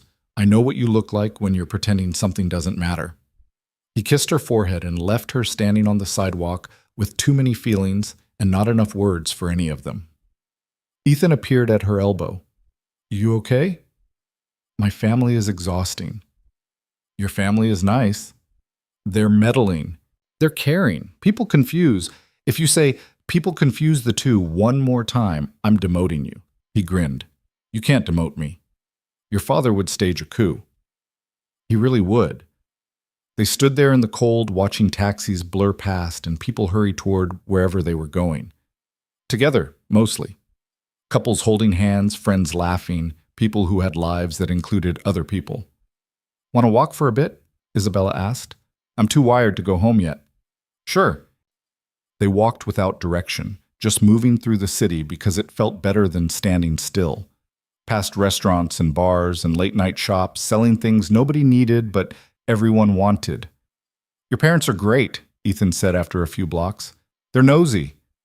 They're invested. It's different. There's that word again. Because it matters. Your mother asking about vacations isn't nosiness. It's her seeing something you're not seeing and trying to help. And what am I not seeing? That you're burning out. That you've built this incredible career but forgotten to build an incredible life alongside it. Isabella stopped walking. You talked to my father about me. It wasn't a question. Sometimes, Ethan admitted. He asks how you're doing. I tell him the truth. Which is? That you're brilliant and driven and so scared of failing that you've forgotten how to succeed at anything except work.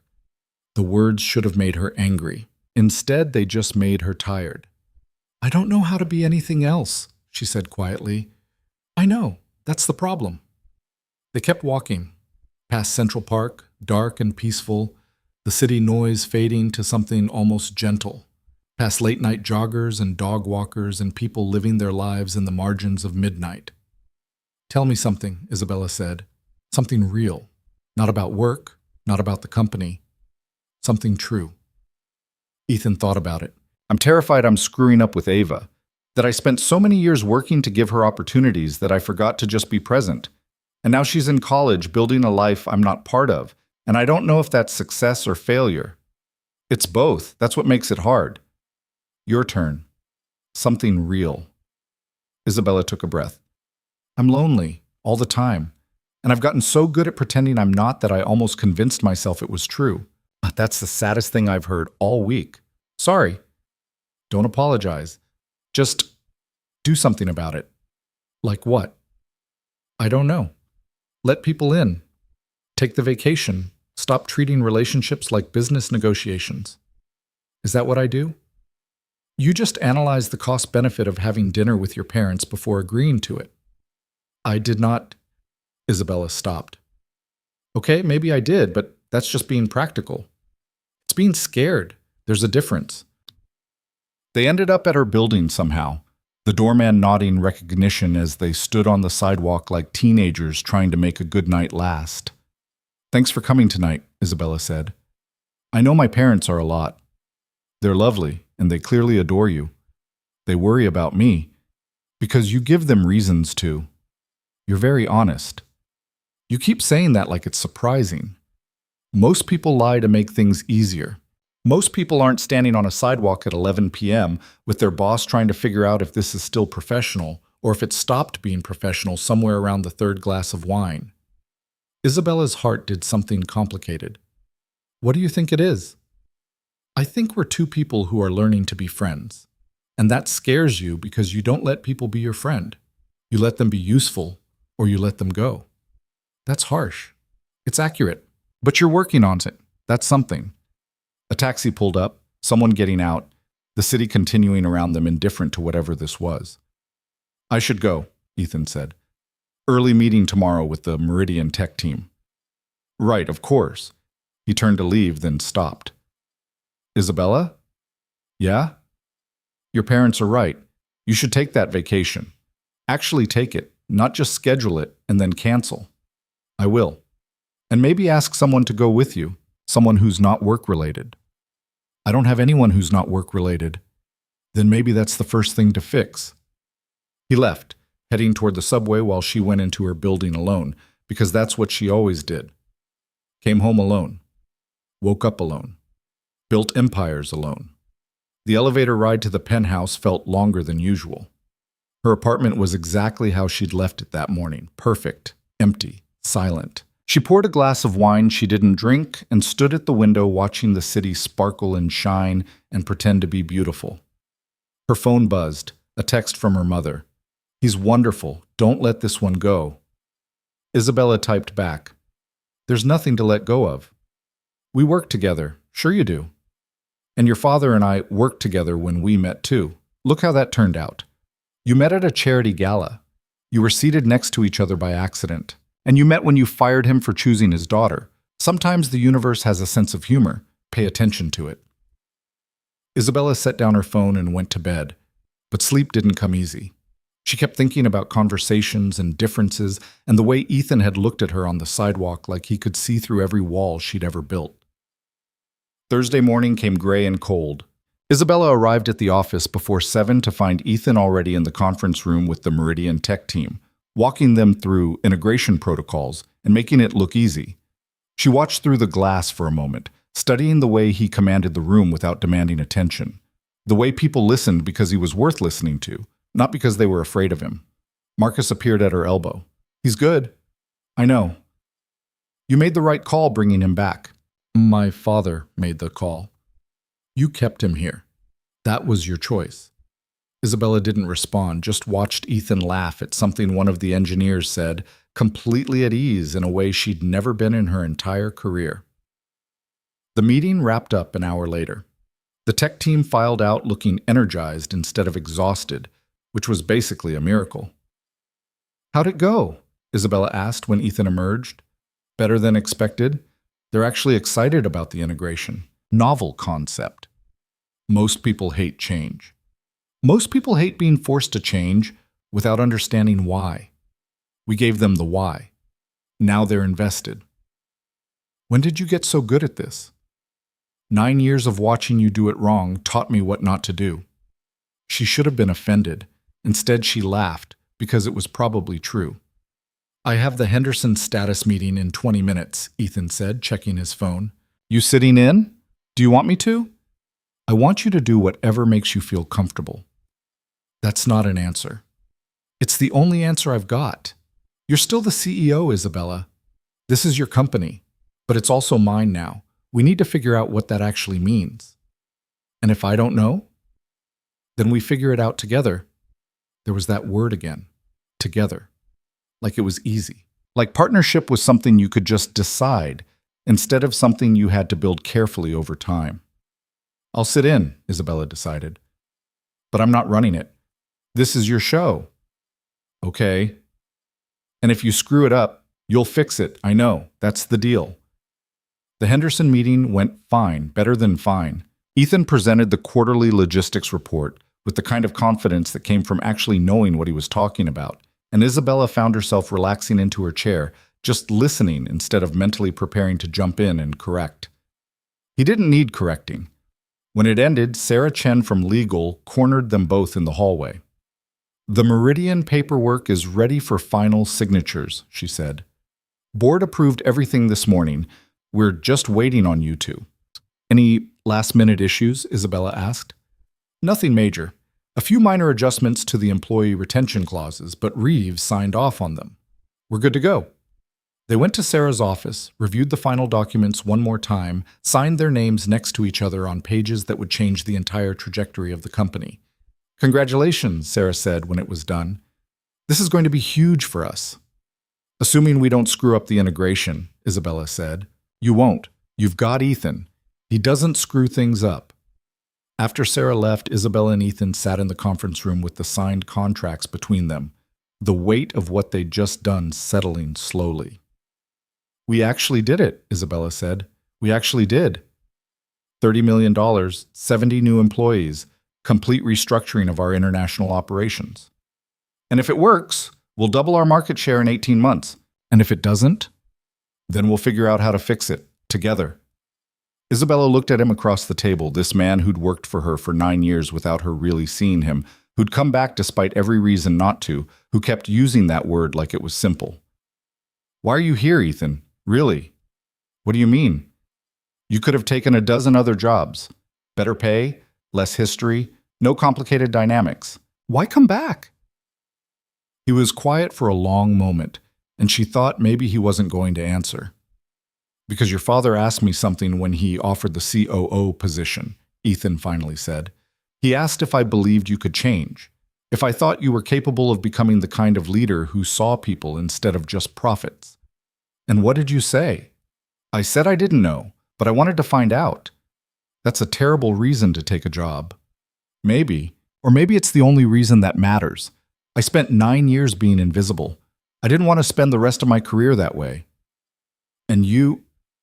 He stopped, started again. You have the potential to be extraordinary, not just as a CEO, but as a person. You're just so busy protecting yourself that you won't let anyone see it. Isabella's throat felt tight. And you think working together will somehow fix that? I think working together gives you the option to fix it yourself, if you want to. And if I don't? Then nothing changes. You keep being brilliant and lonely and exhausted, and I keep being the guy who tried and failed to help. That's bleak. That's honest. They sat in the silence of the conference room, surrounded by signed contracts and unspoken things, both of them trying to figure out what came next. I want to, Isabella said quietly. Change, I mean. I'm just not sure I know how. Then maybe start with something small. Take the vacation you promised your mother. Actually take it. No laptop, no phone calls, no emergencies that only you can handle. The company will survive without you for a week. I'll make sure of it. You sound very confident. I've been preparing for 9 years. I know how to run things. That should bother me more than it does. The fact that it doesn't bother you is progress. Isabella's phone buzzed. Her father. Congratulations on Meridian. Told you he was the right choice. She showed Ethan the text. My father's very pleased with himself. He should be. He was right. Don't tell him that. His ego is already insufferable. Too late. I already sent him a thank you note. You did not. I did. Last week. Thanked him for the opportunity and for believing I could work with his impossible daughter. You called me impossible? I called you brilliant and impossible. It was a compliment. That's the worst compliment I've ever received. Then you haven't been paying attention. I've been complimenting you for weeks. You just don't hear them because they're wrapped in honesty instead of flattery. Isabella stood, gathering the contracts. I'm going to pretend this conversation didn't just happen. Why? Because if I acknowledge it, I'll have to admit you're right, and I'm not ready for that level of vulnerability. When will you be ready? Ask me after the vacation. You're actually going? I'm actually going. December 15th through 22nd, a week in the Bahamas. Booked this morning before I could talk myself out of it. Ethan smiled, genuine and warm. Good. You need it. Will you be okay handling everything alone? I've been alone for 9 years, Isabella. I'll manage. The words hung between them, heavier than he probably meant them to be. You're not alone anymore, Isabella said. That's the whole point of this partnership thing, right? Right, partners.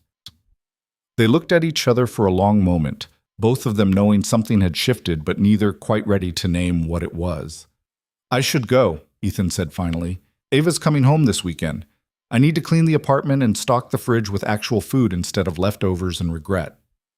She's coming home? Thanksgiving break. 4 whole days of her tolerating her embarrassing father. You're not embarrassing. I cry at commercials and make dad jokes. I'm mortifying. You're human. She's lucky to have you. Something in Ethan's expression softened. Thanks. That means more than you know. After he left, Isabella sat alone in the conference room with signed contracts and the ghost of conversations that mattered more than they should. She thought about vacations and partnerships and the way her mother had looked at Ethan like he was already family. Her phone buzzed again. This time it was Ava. Wait, how did Ava have her number? The text read, Hi, Ms. Vance. This is Ava. My dad gave me your number in case of emergencies. I just wanted to say thank you for giving him another chance. He's been happier these past few weeks than I've seen him in years. Whatever you're doing, keep doing it.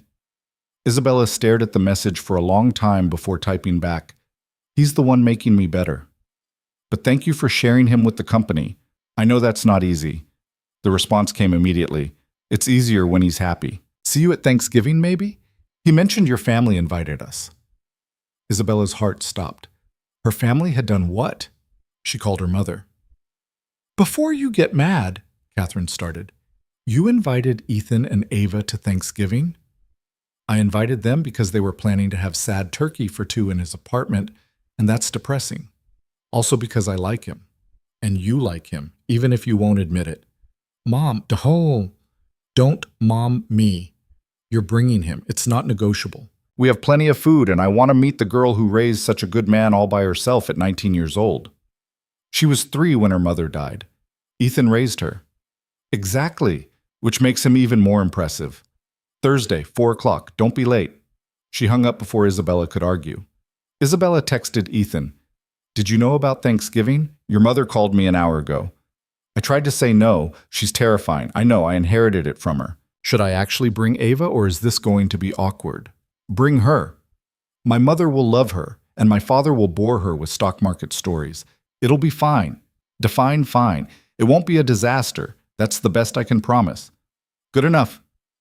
Isabella looked at the calendar on her wall. Thanksgiving was in 6 days. The Meridian integration would be in full swing. And somehow she was having dinner with her employee and his daughter and her meddling parents, who thought they were subtle. This was either the beginning of something or the most complicated mistake she'd ever made. Maybe both. Probably both. She went back to work because at least spreadsheets made sense and numbers didn't look at you like they could see straight through to the lonely parts you'd forgotten how to fix. Thanksgiving morning arrived cold and bright, the kind of November day that made New York look like a postcard instead of the chaotic mess it usually was.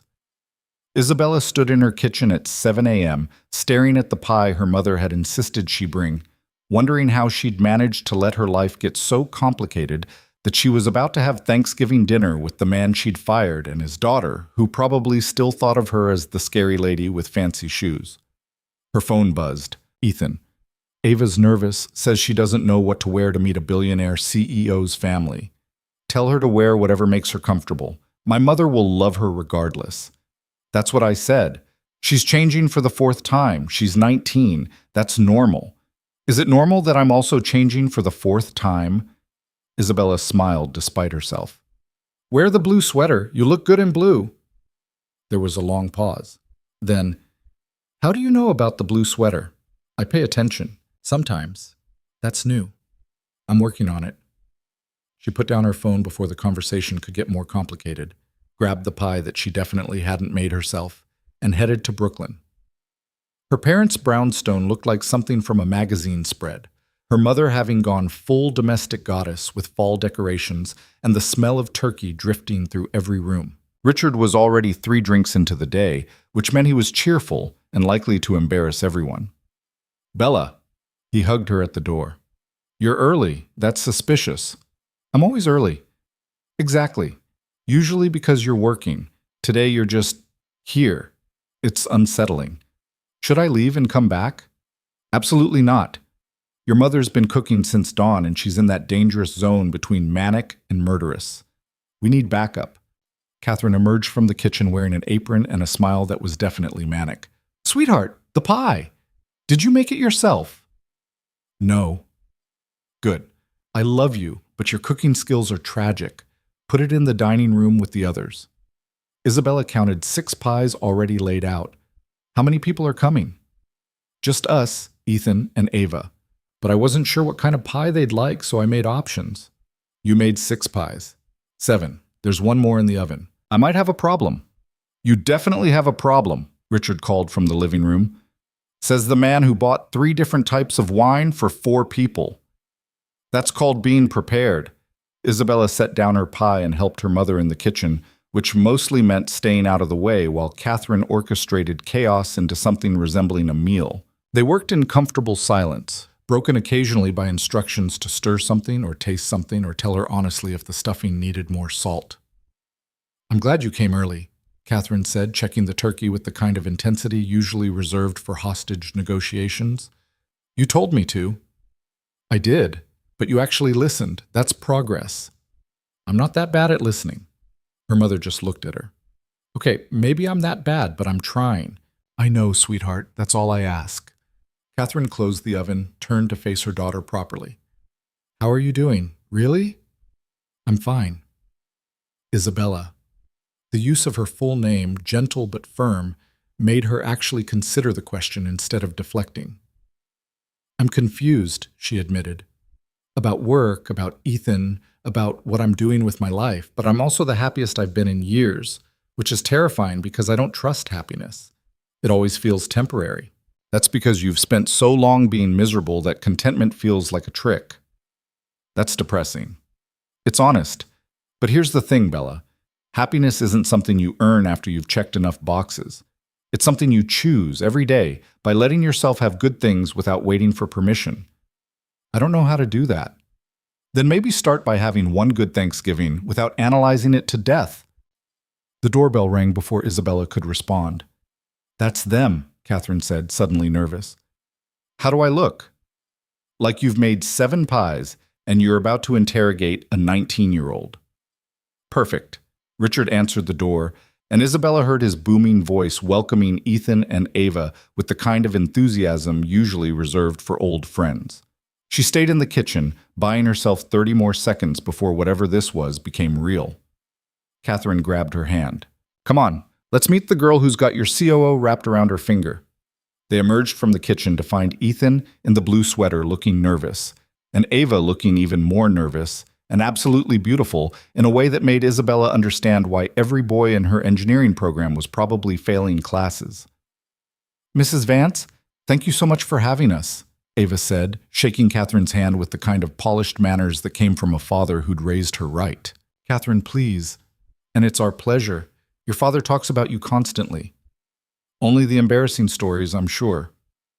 "Only the proud ones," Ethan corrected quietly.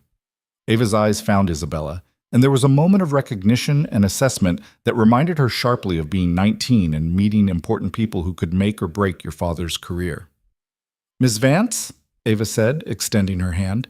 "Thank you for the second chance. My dad's been happier working with you these past weeks than I've seen him in years."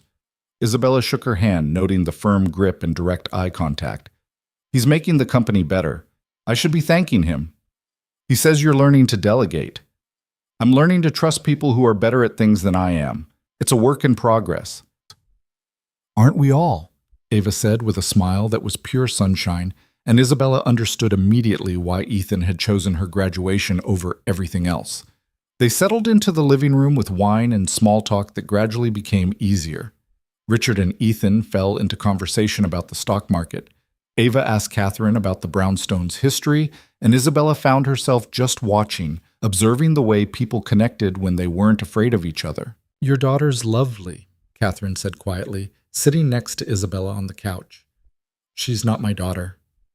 "I know, but you're watching her like she matters to you, like maybe she's part of something you're building." "I literally just met her 20 minutes ago. And you've been studying her the entire time, trying to figure out what kind of person raises themselves while their father works himself to death for them. You're seeing what Ethan sacrificed. It's making you understand him differently." Isabella wanted to argue, but her mother was right. Watching Ava laugh at something Richard said, watching Ethan watch his daughter with that expression of pure pride and terror that seemed to define parenthood, Isabella felt something shift in her understanding of the past 9 years. Every late night, Ethan had stayed at the office. He'd been choosing between his daughter and his job. Every time he'd said yes to overtime, he'd been saying no to soccer games and parent-teacher conferences and normal father-daughter moments.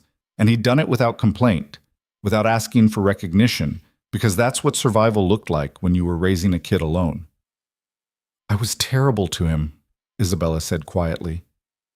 "Yes, you were. You're supposed to tell me I wasn't. I'm supposed to tell you the truth. You were terrible, but you're learning better.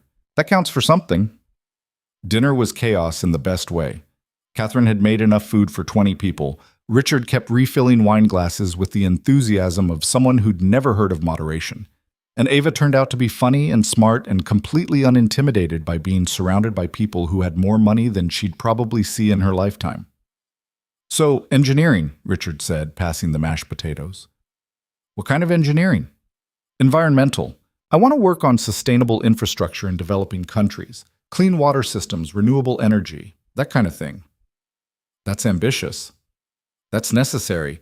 The world's falling apart and someone needs to fix it. Might as well be people who actually care." "You sound like your father," Catherine observed. "Dad's not an engineer."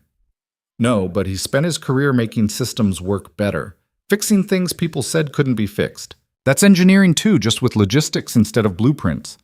Ava looked at Ethan, something passing between them that was clearly a long-running conversation. "He never talks about his work like that. He always just says he pushes papers around."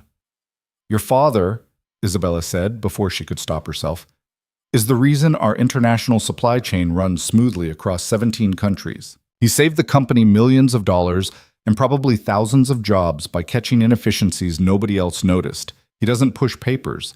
He builds systems." The table went quiet. Ethan was looking at her with an expression she couldn't quite read. "That's the nicest thing you've ever said about me," he said finally. "It's also true. I should have said it years ago. You're saying it now. That's what matters." Ava was watching them with the kind of interest that made Isabella very aware that she was being evaluated by someone who'd spent 19 years studying her father's face for signs of happiness or hurt. "Tell me about the Meridian acquisition," Richard said, smoothly redirecting the conversation. "How's the integration going?" Ethan and Isabella spent the next 20 minutes tag-teaming the explanation, finishing each other's sentences and debating minor points with the ease of people who'd done this enough times to have a rhythm. Ava asked smart questions about the logistics. Catherine asked about the people being affected. And Richard just looked pleased with himself for reasons Isabella couldn't quite identify. After dinner, while Catherine and Richard were in the kitchen arguing about dessert timing, Ava found Isabella on the back porch. "Mind if I join you?" she asked. "It's your father's conversation skills you should be worried about, not mine." "Dad's fine. Your father's telling him embarrassing stories about you as a teenager. He's loving it." Isabella groaned. "Of course he is." They stood in comfortable silence, watching Brooklyn happen beyond the fence. "I wanted to thank you," Ava said finally. "For real. Not just the polite stuff I said earlier." "For what?" "For seeing my dad. Like, actually seeing him.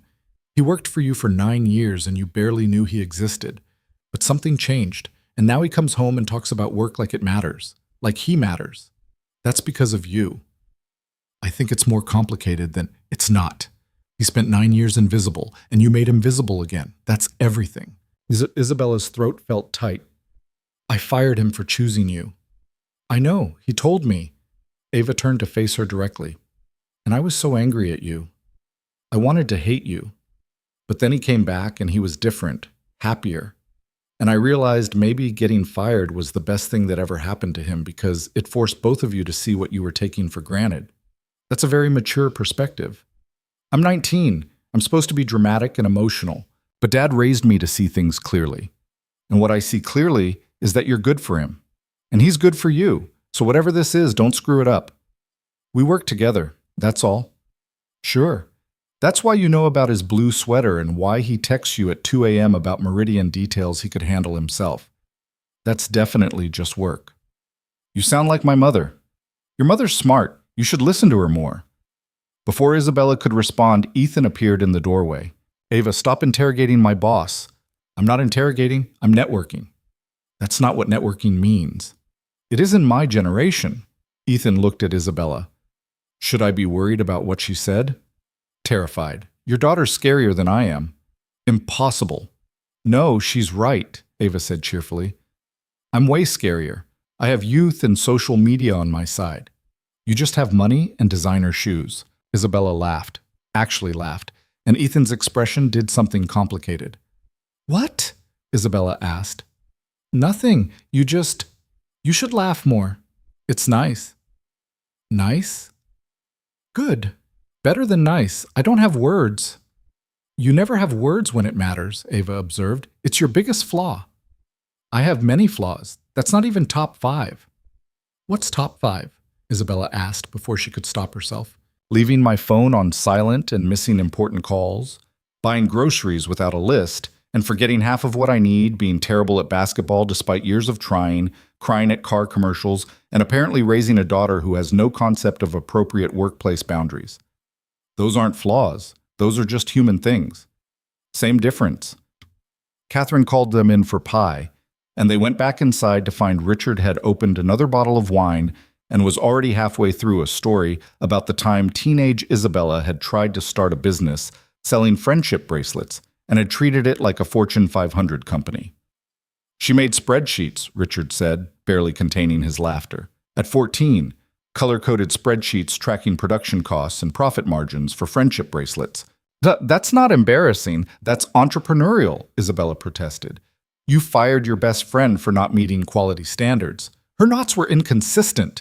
She was 13. Ava was laughing so hard she had tears in her eyes. "Please tell me you have pictures."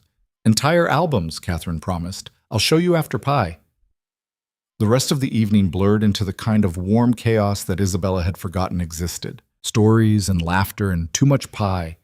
And Richard falling asleep on the couch, while Catherine covered him with a blanket and kissed his forehead with the kind of casual affection that came from 3 decades of practice. By 10, Ava was yawning and Ethan was making noises about heading home.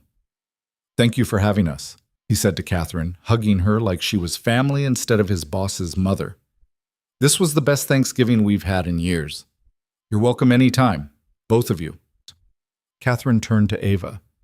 And I want to hear all about your engineering projects. Come back next month and we'll have lunch.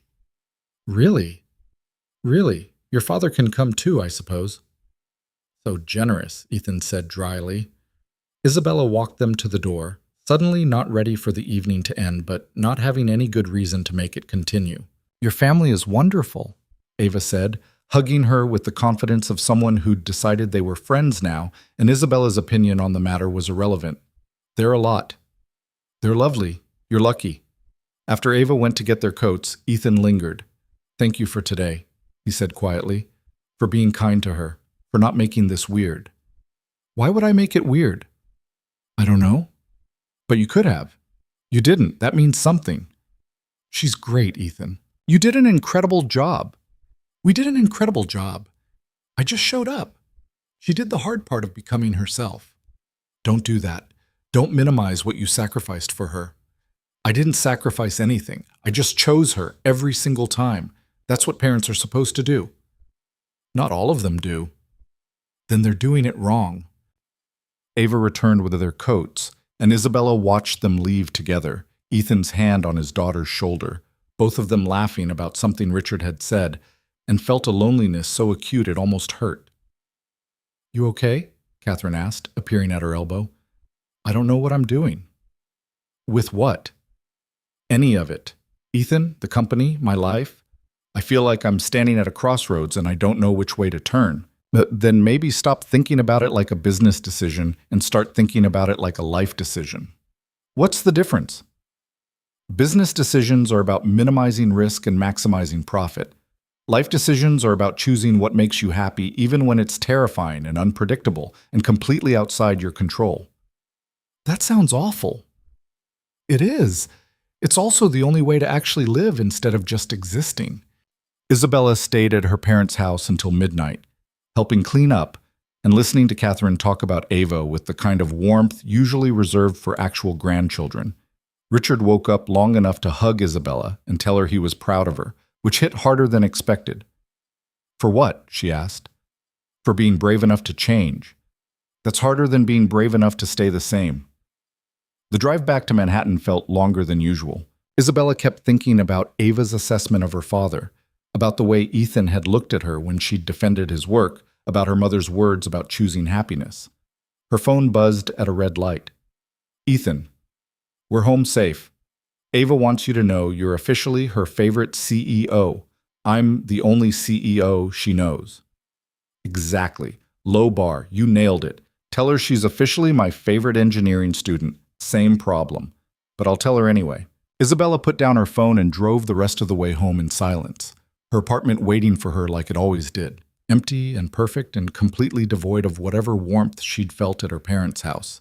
She changed into pajamas, poured a glass of wine, and opened her laptop out of habit before closing it immediately. No work tonight. Not after the day she'd just had. Instead, she pulled up the vacation booking she'd made, confirmed the hotel in the Bahamas, and added a note to her calendar. Actual vacation. No laptop. No excuses. Her phone buzzed again. This time it was Ava. Thanks for today. Dad was right about you. You're not as scary as everyone says, just lonely. That's different.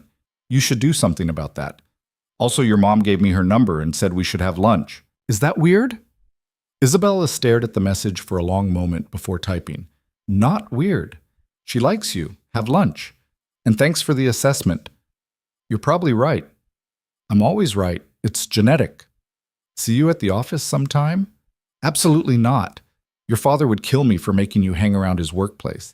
He hangs around your workplace. Fair is fair. That's different. He works there. So could I. Eventually. After college. If you're still hiring environmental engineers to fix your carbon footprint, are we having a job interview via text message? I'm networking, modern style. Think about it. Isabella found herself smiling at her phone like an idiot for the second time that day. She fell asleep on the couch, still in her pajamas, wine untouched on the coffee table, and dreamed about brownstones in Brooklyn and daughters who challenged their fathers and men in blue sweaters who looked at her like she was worth the effort of patience. Friday morning arrived with rain and regret. Isabella showed up to the office at 8 to find Ethan already there, looking tired but content in a way that was becoming familiar.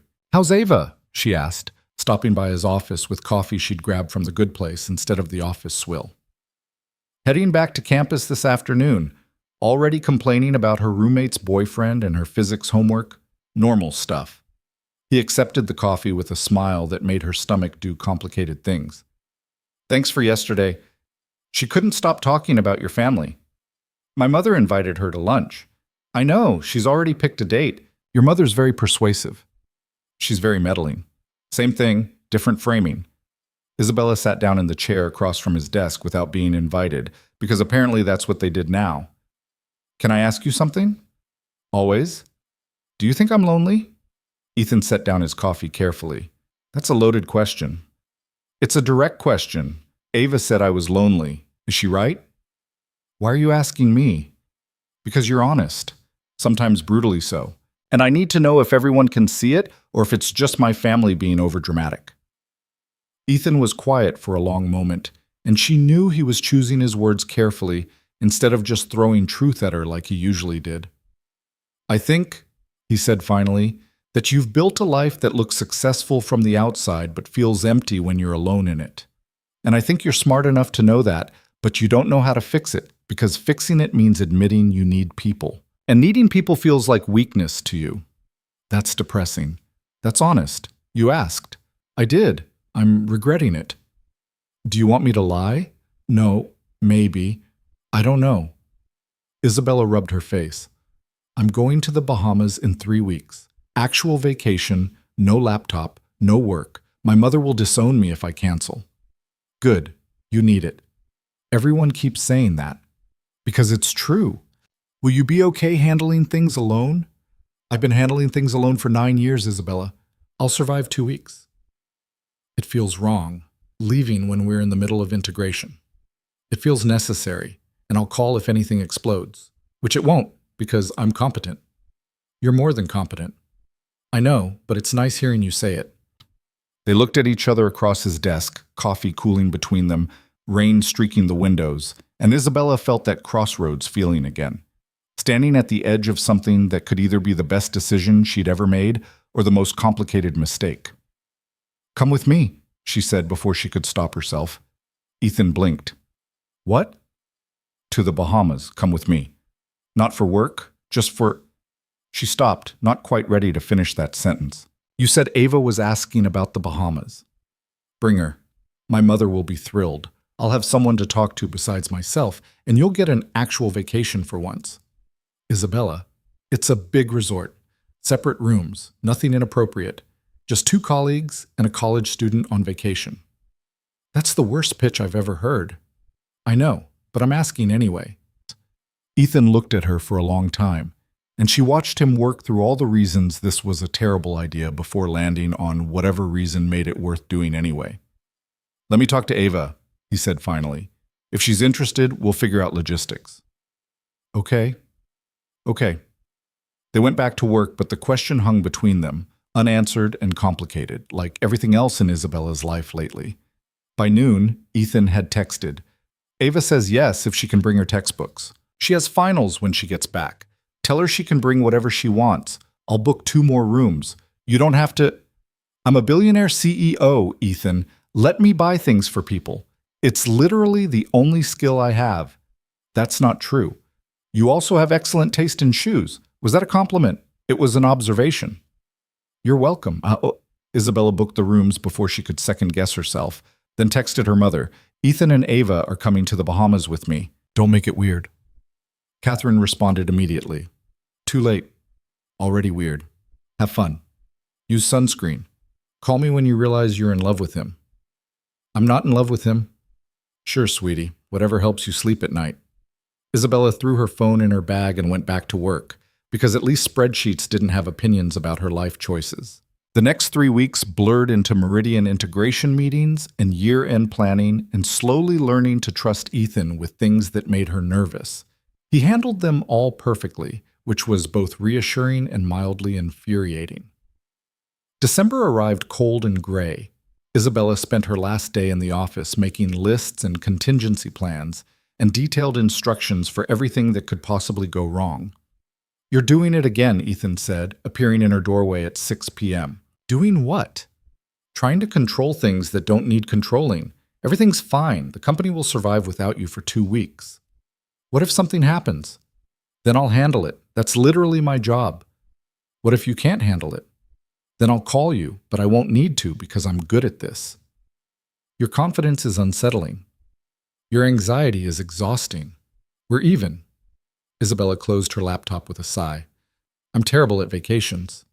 "I know, but you're going anyway. Because you promised your mother and because Ava's been texting me pictures of swimsuits for 3 weeks, and she'll murder me if we cancel." "She's been texting you about swimsuits?" 19-year-olds require significant emotional support regarding beach attire, apparently. Who knew? "You're a good dad." "I'm a terrified dad who's about to spend 2 weeks watching his daughter and his boss navigate whatever this weird friendship thing is we're building. I'm going to need so much alcohol. The resort has excellent rum. I'm going to need all of it." They flew out Saturday morning, Ava bouncing with excitement, Ethan looking nervous, Isabella wondering what the hell she'd been thinking inviting her COO and his daughter on vacation like this was normal, instead of the most complicated decision she'd made all year. The Bahamas greeted them with sunshine and humidity and the kind of tropical perfection that existed only in vacation brochures and apparently real life. The resort was massive, all white sand and blue water, and people who looked relaxed in a way Isabella had forgotten existed. "This is incredible," Ava breathed, staring at the ocean like she'd never seen water before. "You grew up in New York," Ethan said. "We went to the beach. Coney Island doesn't count. This is actual beach." They checked into their rooms, all on the same floor but strategically separated by enough distance to maintain professional boundaries. Isabella's suite had a balcony overlooking the ocean and furniture that cost more than most people's cars. She changed into a swimsuit, grabbed a book she wouldn't read, and headed down to the pool, determined to figure out how relaxation worked. Ethan and Ava were already there, claiming chairs and looking like normal people on normal vacation, instead of whatever complicated thing this actually was. "You made it," Ethan said when she appeared. "Barely. I almost brought my laptop 3 times. "But you didn't." Progress. They spent the afternoon doing absolutely nothing, and Isabella was terrible at it. She kept reaching for her phone before remembering she'd promised not to check work emails, kept making mental lists of things to follow up on before forcing herself to stop, kept watching Ethan read his book with the kind of complete focus she'd never achieved outside a boardroom. "You're thinking too loud," he said without looking up. "I'm not thinking." "You're definitely thinking. I can hear it from here." "That's not how thinking works." "With you, it is." Ava emerged from the pool, water streaming off her in a way that probably violated some kind of physics law. "This is the best day of my life, just so you know." "You're 19, Isabella said. "You'll have better days." "Impossible. This is peak existence." She flopped into her chair with the kind of complete lack of self-consciousness that only teenagers and golden retrievers possessed, and Isabella felt something bitter and sweet all mixed together. "You okay?" Ethan asked quietly. "I was never like that, even at 19. I was always too busy planning the next thing to enjoy the current thing. It's not too late to learn." "I'm 30. "Exactly. 30 years of practice being uptight means you have decades left to practice being relaxed. The math works out." "That's terrible math." "It's optimistic math. Different thing." They had dinner at the resort restaurant, something expensive that Isabella barely tasted because she was too busy watching Ava charm the waiter and Ethan pretend he wasn't proud of his daughter for being charming. Normal family things, except they weren't a family, they were a CEO and her COO and his daughter on the weirdest vacation in history. "What are you thinking about?" Ava asked, catching her staring. "How strange this is." "Strange good or strange bad?" "Strange undecided." "That's fair. Dad and I were talking about it earlier. This is definitely weird, but like good weird. Like finding out your favorite professor is also really into competitive baking or something." "That's a very specific example." "I'm a very specific person." After dinner, Ava claimed exhaustion, and went to her room, leaving Isabella and Ethan alone on the beach with the kind of sunset that romance novels described and real life rarely delivered. She bailed on purpose, Isabella observed. Oh, absolutely. She's been planning it since we got here. Is she always this obvious? Only when she thinks she's being subtle. They walked along the water, shoes in hand, sand cool beneath their feet, and Isabella tried to remember the last time she'd done something this normal. Thank you for inviting us, Ethan said. Ava's having the time of her life. What about you? I'm having an existential crisis about whether this is appropriate, but in a nice setting, so that's something. Is it inappropriate? I don't know, probably, but I'm here anyway. Why? Ethan stopped walking, looked at her directly. Because you asked, and because I'm tired of saying no to things that might make me happy just because they're complicated. That's honest. I'm always honest. You're just finally listening. They stood there in the surf, water pooling around their ankles, sunset painting everything gold, and Isabella felt like she was standing at that crossroads again, except this time she knew which direction she wanted to go, and it terrified her. I don't know what I'm doing, she admitted. With what? This, us, whatever we're building. Does it need to be defined right now? I'm a CEO. I define things. That's what I do. Maybe try not defining something for once. See what happens. That sounds terrifying. It is, but it might also be worth it. They walked back to the resort in silence, both of them thinking too much and saying too little, which seemed to be their pattern. At her door, Ethan hesitated. See you tomorrow? He asked. Where else would I go? You could get overwhelmed and fly home early. You have history with that. That was one time and there was an actual emergency. You called a missing contract an emergency. It was a $40 million contract. It was in your spam folder. Jeremy found it in 20 minutes. We don't talk about that.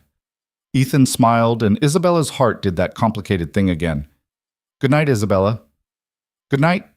She went inside and stood at the balcony watching the ocean, wondering what the hell she'd gotten herself into and why she wasn't more scared about it. Her phone buzzed. Her mother. How's paradise? Complicated. Good. Easy is boring. Complicated means you're actually feeling something.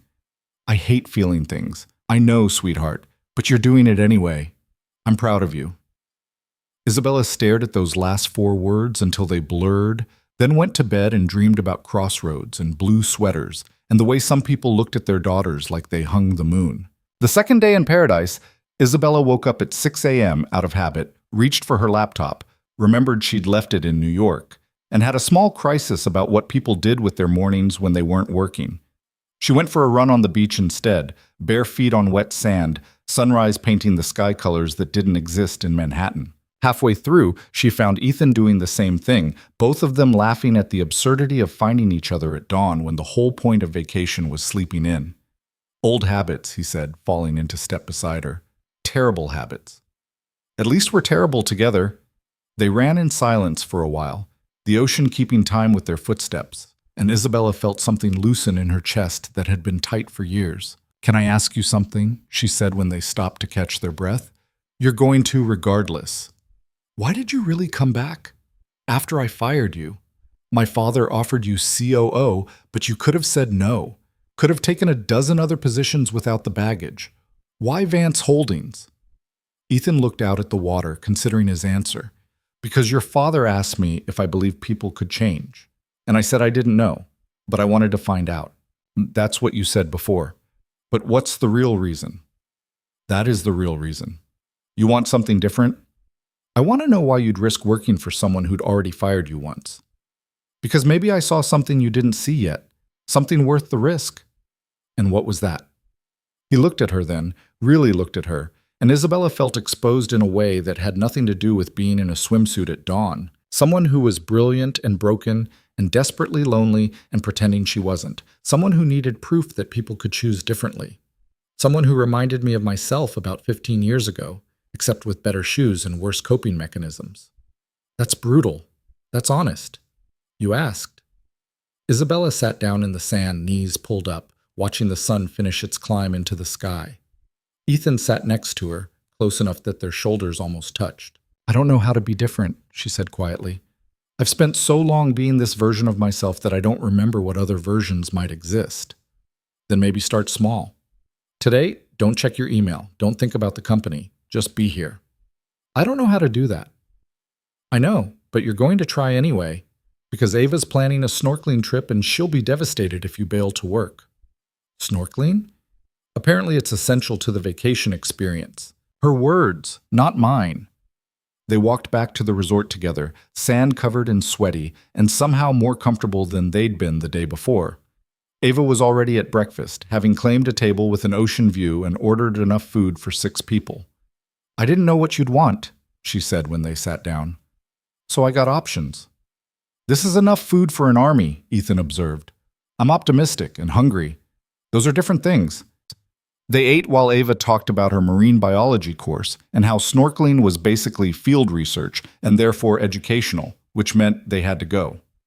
Her logic was flawed, but her enthusiasm was infectious. And by the time breakfast ended, they'd agreed to an afternoon snorkeling trip. I haven't snorkeled in 20 years, Isabella admitted. It's like riding a bike, Ava assured her, except underwater and with fish, so nothing like riding a bike. But you'll be fine. The snorkeling trip was chaos. Ava took to it immediately, diving and surfacing with the grace of someone who'd done this before.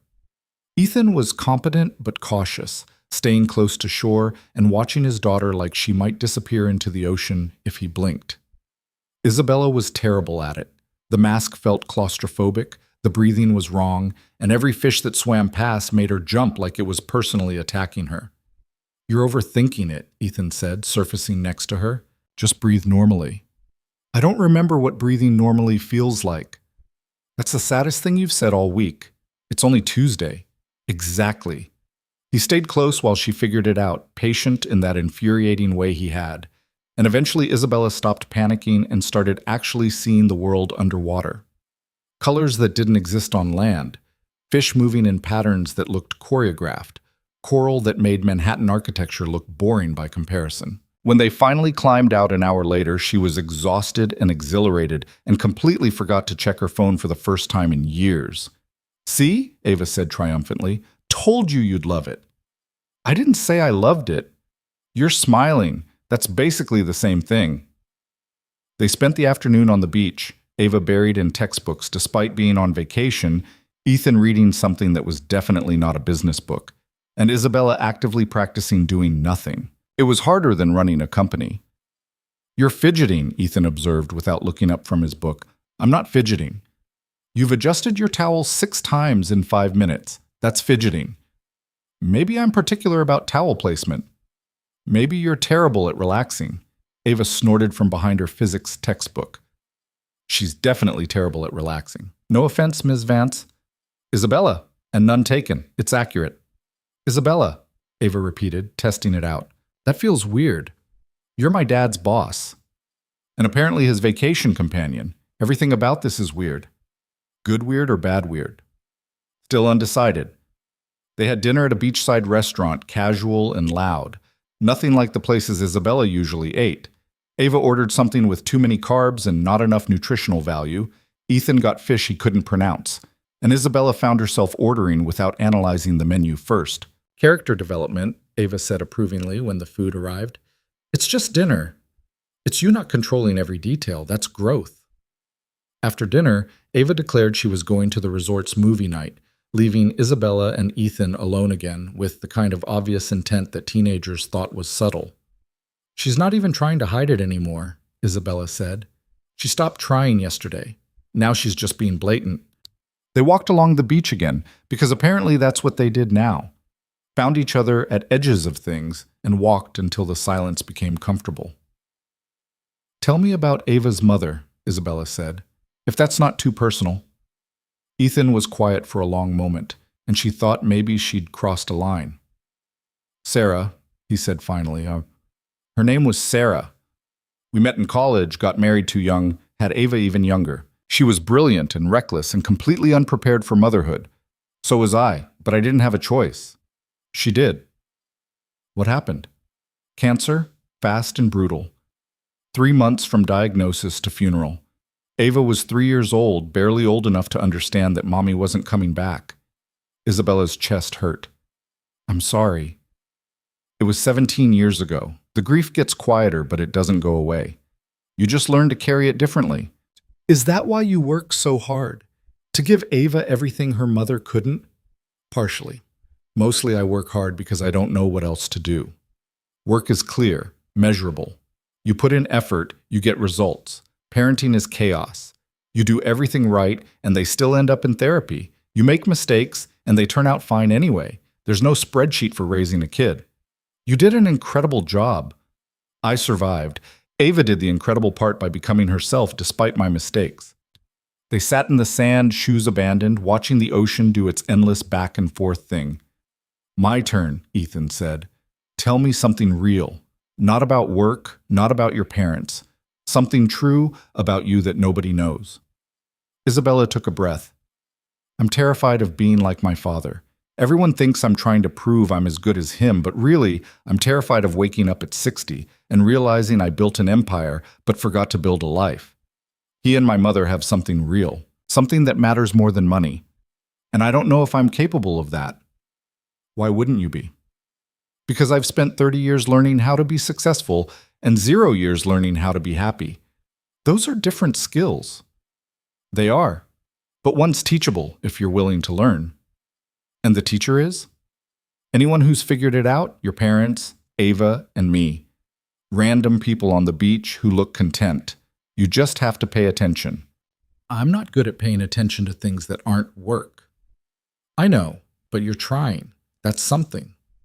They sat in silence, both thinking too much and saying too little, which was becoming their pattern. Isabella's phone buzzed. She reached for it automatically, then stopped. It's okay, Ethan said. I won't judge. Yes, you will. Okay. Yes. But check it anyway. It was Marcus. Everything's fine. Stop checking your phone. Ethan's handling things. Enjoy vacation or your mother will kill us all. She showed Ethan the message. My assistant is conspiring with my mother. Smart man. Your mother's terrifying. I know. I inherited it from her.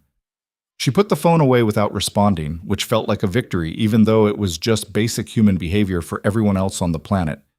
The next few days blurred into a rhythm that felt dangerously close to normal. Mornings running on the beach with Ethan, breakfasts with Ava that involved too much food and too much conversation, afternoons doing tourist things that Isabella would have mocked a month ago, but now found herself enjoying. Snorkeling, paddleboarding, lying on the beach reading books that had nothing to do with business strategy. Ava studied for finals between activities. Ethan finally relaxed enough to stop checking his phone every 20 minutes. And Isabella learned what people meant when they said vacation was supposed to be restorative instead of just a different location for stress. On the 5th day, they rented a boat and went to a smaller island with better snorkeling and fewer tourists. Ava disappeared into the water immediately, chasing fish and coral formations with the single-minded focus of someone who'd found their passion early.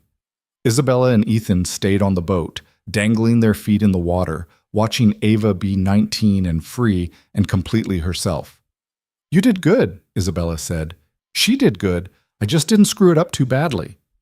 Stop doing that. Stop minimizing what you built. Fine, we did good, both of us.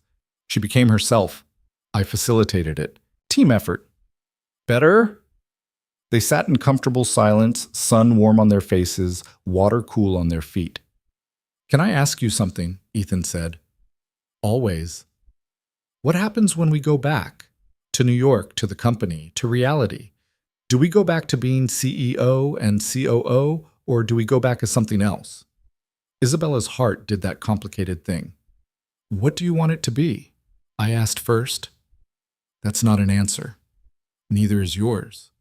They looked at each other, both scared of saying the wrong thing, both knowing the wrong thing was probably not saying anything at all. I don't want to go back to how it was before, Isabella said finally. When you were invisible and I was alone and we both pretended that was professional instead of just sad. Okay. That's all, just okay? What do you want me to say? I don't know, something more than okay. Ethan shifted to face her properly. Isabella, I spent 9 years working for you and barely existing. Then I spent 3 weeks working with you and remembering what it felt like to matter. And now I'm spending a week on vacation with you and your daughter, who my daughter adores, and I'm terrified because I don't know what we're building, but I know I don't want to stop. That's more than okay. You asked for more. I didn't expect you to actually deliver. I'm full of surprises. Ava surfaced near the boat, shaking water from her hair like a dog. Are you two having a moment? Because I can stay underwater longer if you need privacy. We're not having a moment, Isabella said too quickly. You're definitely having a moment. Dad gets that look when he's about to say something emotional and then chicken out. I don't have a look, Ethan protested. You absolutely have a look. It's the same look you had before you told me about the COO position. I'm about to change my life, and I'm terrified look. Your daughter's very perceptive, Isabella observed. She's a nightmare. I'm so proud. Ava climbed back into the boat, dripping everywhere and grinning. So what are we doing for dinner? I'm thinking that place with the lobster that costs more than my textbooks. We're not eating somewhere that expensive, Ethan said. Why not? Isabella's a billionaire. She can afford it. That's not the point. Well, then what is the point? The point is you don't order the most expensive thing on the menu just because someone else is paying. But what if the most expensive thing is also the most delicious thing? Then you order something else and live with your choices. Isabella watched them bicker with the ease of people who'd had this conversation 1,000 times and felt something settle in her chest that might have been contentment if she still remembered what that felt like. We're getting the lobster, she announced. Isabella, Ethan started. I'm a billionaire. Let me buy things for people. It's one of my few talents. You have many talents, Ava said loyally. Lobster buying is just one of them. They had lobster that night at the expensive restaurant, and it was worth every ridiculous dollar. Ava told stories about her roommate's terrible boyfriend. Ethan told stories about young Ava's adventures that made her groan with embarrassment, and Isabella found herself laughing more in one evening than she had in the past year combined. After dinner, Ava excused herself again with the subtlety of a freight train, leaving Isabella and Ethan at the table with half a bottle of wine and a conversation they'd been dancing around for days. Your daughter's not subtle, Isabella said. She thinks she is. That's the tragedy. She wants us to be together. She wants me to be happy. She thinks you make me happy. Do I? That's a loaded question. It's a direct question. Ethan poured them both more wine, taking his time with it. Yes, you make me happy. You also make me anxious and frustrated and occasionally want to throw things, but mostly happy. That's the most romantic thing anyone's ever said to me. That's depressing. That's accurate. They finished the wine in silence, both thinking about New York and what waited for them there, and whether whatever they were building here could survive in the real world. I'm scared, Isabella admitted. Of what? Screwing this up, whatever this is. I'm good at work and terrible at people. What if I take this back to New York and ruin it with spreadsheets and bad decisions? Then we'll figure it out together. That's what partners do. We're not partners, we're CEO and COO. We're both. And we're also two people who are trying to figure out if there's something more here. Those things can coexist. Can they? What if it gets messy? It's already messy, Isabella. We're on vacation together. Your mother texts me more than my own daughter does. We've crossed the professional boundary so far back we can't even see it anymore. That should bother me more than it does. But it doesn't. Why? Because I'm tired of being alone. And you're here, and Ava's here. And for the first time in years, I feel like I'm part of something instead of just running something. Ethan reached across the table, took her hand. It was the first time he'd touched her beyond professional handshakes and accidental brushes in elevators. Then let's see where this goes, he said. No promises, no timelines, just two people figuring it out as we go. That's terrifying. Most good things are. They walked back to the resort hand in hand, and Isabella felt like she was standing at that crossroads again, except this time she'd already chosen her direction, and the terror was just part of the journey. At her door, Ethan hesitated. I should go, he said, but he didn't move. You should. Ava will have questions if I'm not in my room. Ava will have questions regardless. True. They stood there in the hallway, hands still connected, both scared and hopeful and completely out of their depth. Tomorrow, Isabella said. Let's talk about what happens when we go back. Really talk about it. Okay. He left, and Isabella went into her room and stood on the balcony watching the ocean, feeling something that might have been hope if she hadn't spent so many years being afraid of it. Her phone buzzed. Her mother. How's paradise? Complicated and perfect and terrifying. So you're in love? I didn't say that. You didn't have to. I can hear it in your texts. That's not how texts work. It's exactly how texts work when you're a mother. Sleep well, sweetheart, and stop overthinking everything. The next morning, Isabella woke to knocking on her door at 7 a.m. She opened it to find Ethan holding coffee and looking nervous. We need to talk, he said. That's an ominous opening. It's an honest opening. Can I come in? She let him in, accepted the coffee, and waited. I can't do this casually, Ethan said without preamble. Whatever this is between us, I can't do the vague, undefined thing where we pretend it's not serious because that makes it easier to walk away when it gets hard. Okay. That's all? Just okay? What do you want me to say? I want you to tell me if you're in or out, because I've got a 19-year-old daughter who's already planning our future together, and a job that depends on being able to work with you professionally, and feelings that are way past the point of casual. So I need to know if you're actually ready for this, or if this is just vacation and we go back to New York and pretend it didn't happen. Isabella set down her coffee carefully. That's the most you've said at once in the entire time I've known you. I've been practicing. It shows. Isabella, I'm in. Completely terrified and probably going to screw this up spectacularly, but I'm in. Because you're right. This isn't casual. This is me trying to figure out how to build a life instead of just a company. And I don't know how to do that, but I want to learn. With you. Ethan's expression did something complicated. Really? Really, but we need ground rules. Professional boundaries at work. No preferential treatment. If this goes south, we handle it like adults instead of like a soap opera. Agreed. Anything else? Your daughter cannot plan our wedding. She's too young and too enthusiastic. Deal. Though she's definitely already picked out bridesmaid dresses. Of course she has. They looked at each other, both scared and relieved and completely out of their depth. So now what? Isabella asked. Now we finish vacation. Go back to New York. Figure out how to be together while running a company. Probably make mistakes. Definitely stress out our families. Maybe succeed anyway. That's a terrible plan.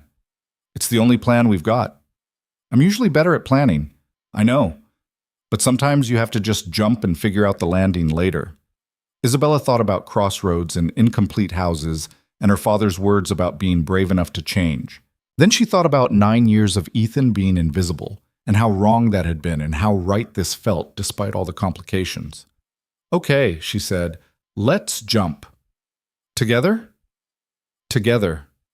Ethan kissed her then, soft and careful and completely inappropriate for 7 a.m. in a hotel room, and Isabella felt something click into place that she hadn't known was missing.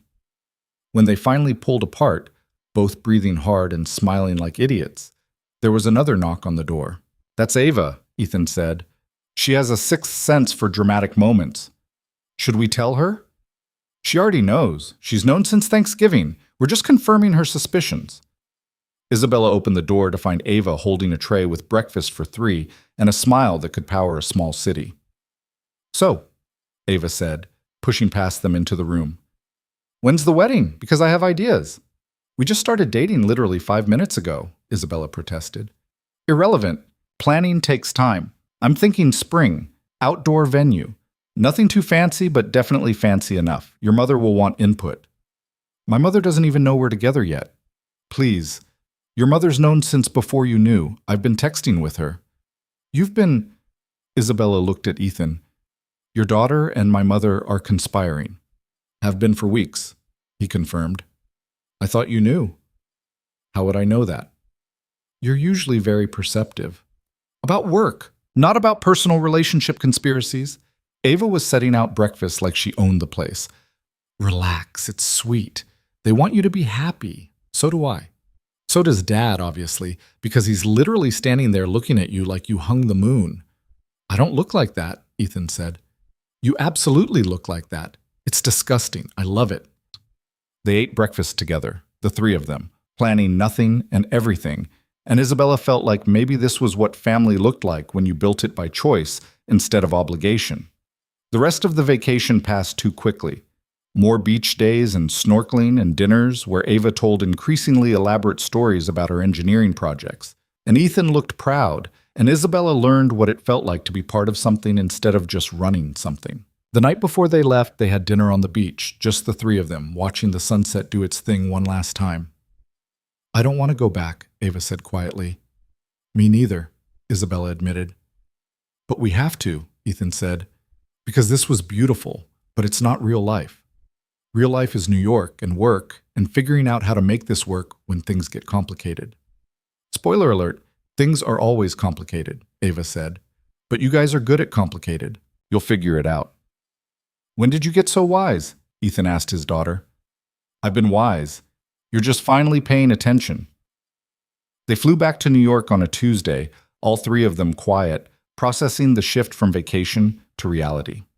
At the airport, Ava hugged Isabella tight. "Take care of my dad," she said. "He acts tough, but he's actually a marshmallow." "I'm aware. And let him take care of you. You act tough too, but you're also a marshmallow. You're both disasters. It's adorable." "Your daughter's very direct," Isabella observed after Ava left for her campus shuttle. "She learned it from watching you," Ethan said. "Character development." They took a car back to Manhattan together, sitting close but not touching, both thinking about what waited for them at the office. "Tomorrow," Isabella said, "we tell people. HR, the board, everyone who needs to know." "You sure?" "No, but we're doing it anyway. Because hiding it makes it shameful, and this isn't shameful. It's just complicated." "Everything with you is complicated." "Is that a complaint?" "It's an observation. I'm very good at those." Monday morning, they walked into Vance Holdings together, professional distance maintained, but something in their eyes giving them away to anyone paying attention. Marcus took one look at them and grinned.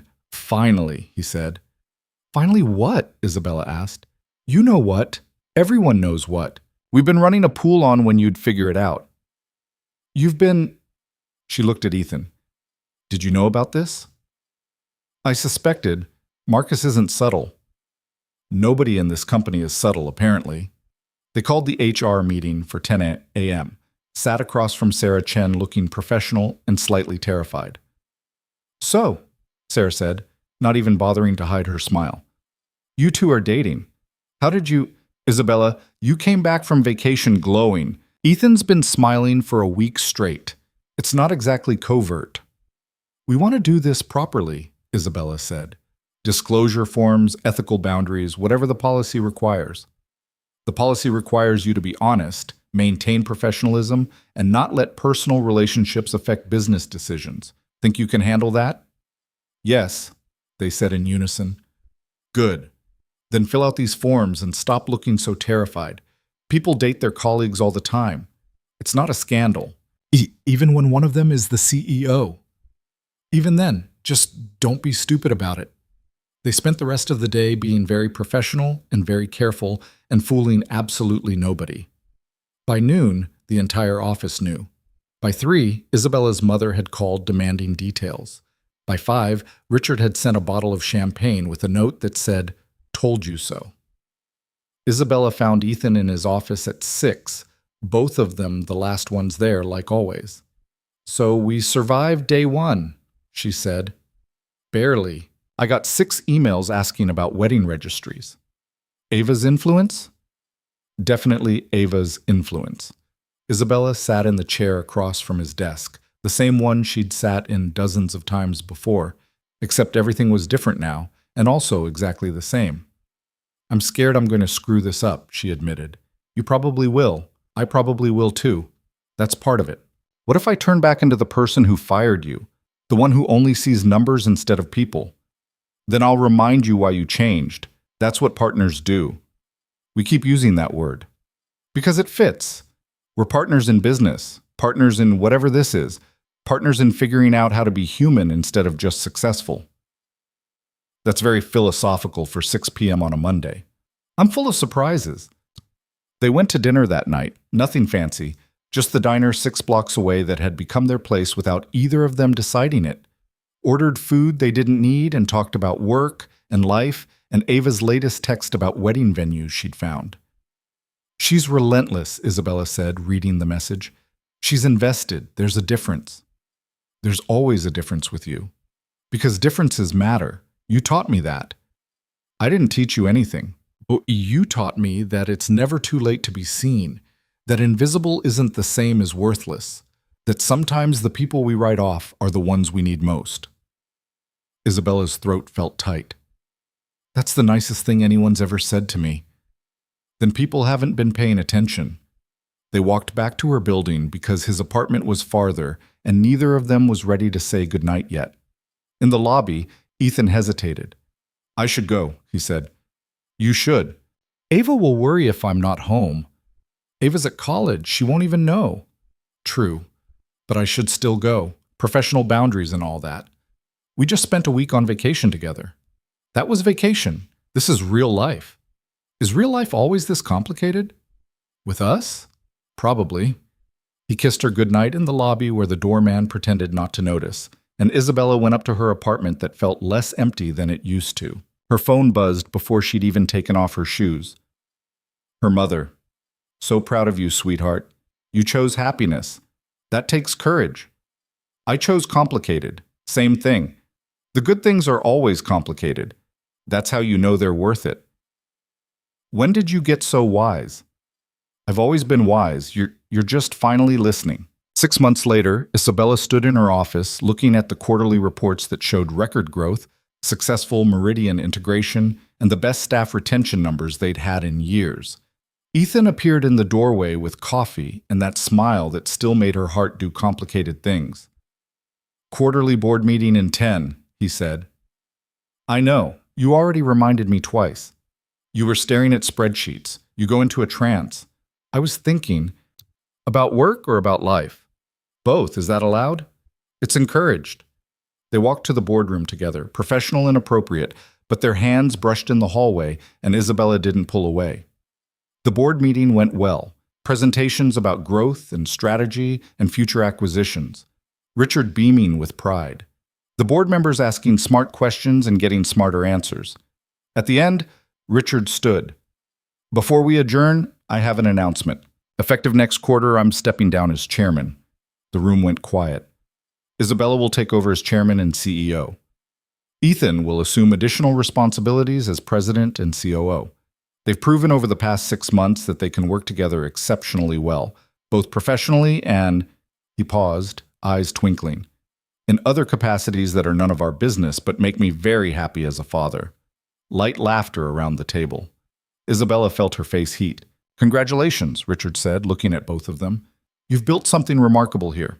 Not just a company, but a partnership. Don't screw it up. We'll try not to, Isabella said. Trying's enough. That's all any of us can do. After the meeting, Isabella found her father in the hallway. You're really stepping down? She asked. I'm really stepping down. It's time. You don't need me hovering anymore. I always need you. You need me as a father, not as a chairman. There's a difference. There's always a difference. Richard hugged her, and Isabella felt like maybe she'd finally filled in that missing 90% of the house. Maybe it wasn't complete yet. Maybe it never would be. But it was getting closer. That night, she had dinner with Ethan and Ava at her parents' brownstone. Catherine serving too much food and Richard telling embarrassing stories, and Ava planning their future with the enthusiasm of someone who'd never heard the word subtle. Spring wedding, Ava was saying. Outdoor venue. Nothing too fancy, but definitely fancy enough. I'm thinking, we've been dating 6 months, Isabella interrupted. Exactly. Planning takes time. We need to get started. Maybe let them get engaged first, Ethan suggested. Fine, but when you propose, make it good. She deserves good. I know she does. And don't do it somewhere obvious. No restaurants, no Times Square, nothing cliché. Any other demands? Yes. Make sure she actually says yes before you buy a ring. She's contrary. She might say no just to be difficult. I would not... Isabella stopped. Okay, maybe I would, but not anymore. I'm working on it. Character development? Ava said approvingly. See? You're learning. Later, when Ava and Catherine were in the kitchen arguing about dessert, Ethan found Isabella on the back porch, where this had all started months ago. "Your daughter's planning our wedding," she said. "Our theoretical wedding." "Is it theoretical?" Ethan pulled a small box from his pocket, and Isabella's heart stopped. "I was going to wait," he said. "Do something elaborate and romantic. But then I thought, why wait? Why make it complicated when it can be simple?" "Nothing with us is simple." "Exactly. So this can be the one simple thing. Isabella Vance, will you marry me? Will you build a life with me instead of just a company? Will you let me be your partner in everything, not just business?" Isabella looked at the ring, looked at him, looked at the brownstone where her family was arguing about pie, and felt something settle that had been restless for 30 years. "Yes," she said. "Absolutely yes. But only if you promise to keep calling me out when I'm being impossible." "That's a given. And only if Ava promises to stop planning everything before we've even decided anything." "That's not happening. But we can try to manage her enthusiasm. And only if you promise that we'll keep running together in the mornings and eating at that terrible diner and building this life together even when it gets complicated. Especially when it gets complicated." He slid the ring on her finger, simple, elegant, perfect, and kissed her while Brooklyn happened around them, indifferent to their small moment of choosing each other. When they went back inside, Ava took one look at Isabella's hand and screamed loud enough to wake the entire neighborhood. "I knew it! I knew he was going to propose tonight. Did he do it right? Was it romantic? Did you cry?" "It was perfect. And no, I didn't cry." "Liar. Your eyes are red."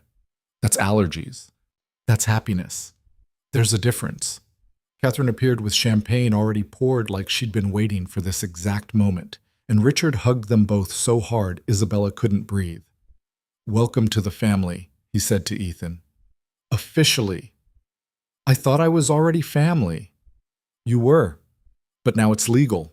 Or will be. Eventually. When my granddaughter-in-law stops planning and you two actually set a date." "I'm not your granddaughter yet," Ava pointed out. "Close enough. You're stuck with us now."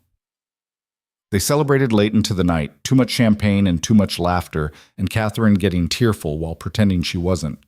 Normal family chaos, except Isabella was part of it now, instead of watching from the outside. At midnight, she stood in her childhood backyard with Ethan, looking at the ring on her finger that caught the light from the kitchen windows. "I can't believe I'm getting married," she said. "Having regrets already?" "No, just disbelief. A year ago, I was alone in my apartment drinking wine I didn't want and running a company I barely enjoyed. Now I'm here, with you, building something that actually matters. You were always building something that mattered. You just couldn't see it yet. And now? Now you're building everything. The company, the life, the family, all of it together. That's terrifying. Most good things are." Isabella leaned into him, and Ethan wrapped his arms around her, and they stood there in the Brooklyn night while their family celebrated inside and their future waited ahead, unknown and complicated and absolutely worth it. 6 months after that, Isabella Vance married Ethan Cole in a spring wedding that Ava had planned with military precision and Catherine had cried through and Richard had paid for while complaining about the expense and secretly loving every minute. The company continued to grow. The partnership continued to work. And Isabella learned that success wasn't built on control or profit or proving yourself to people who doubted you. It was built on choosing people every single day, even when it was hard. Especially when it was hard. It was built on seeing the invisible ones and making them visible. It was built on learning that being brilliant and being human weren't mutually exclusive. It was built on the courage to change and the humility to admit you needed to.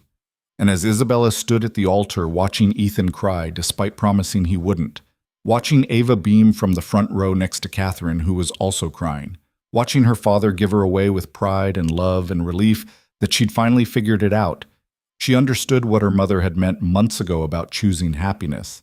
It wasn't about checking boxes or hitting targets or building empires. It was about this moment, these people, this choice to build a life instead of just a legacy. The glass had shattered that night in the restaurant, and Isabella had thought it was an ending, but it was a beginning. The beginning of becoming whole instead of just successful. The beginning of seeing what actually mattered. The beginning of choosing love over loneliness, partnership over power, and people over everything else. Every single time.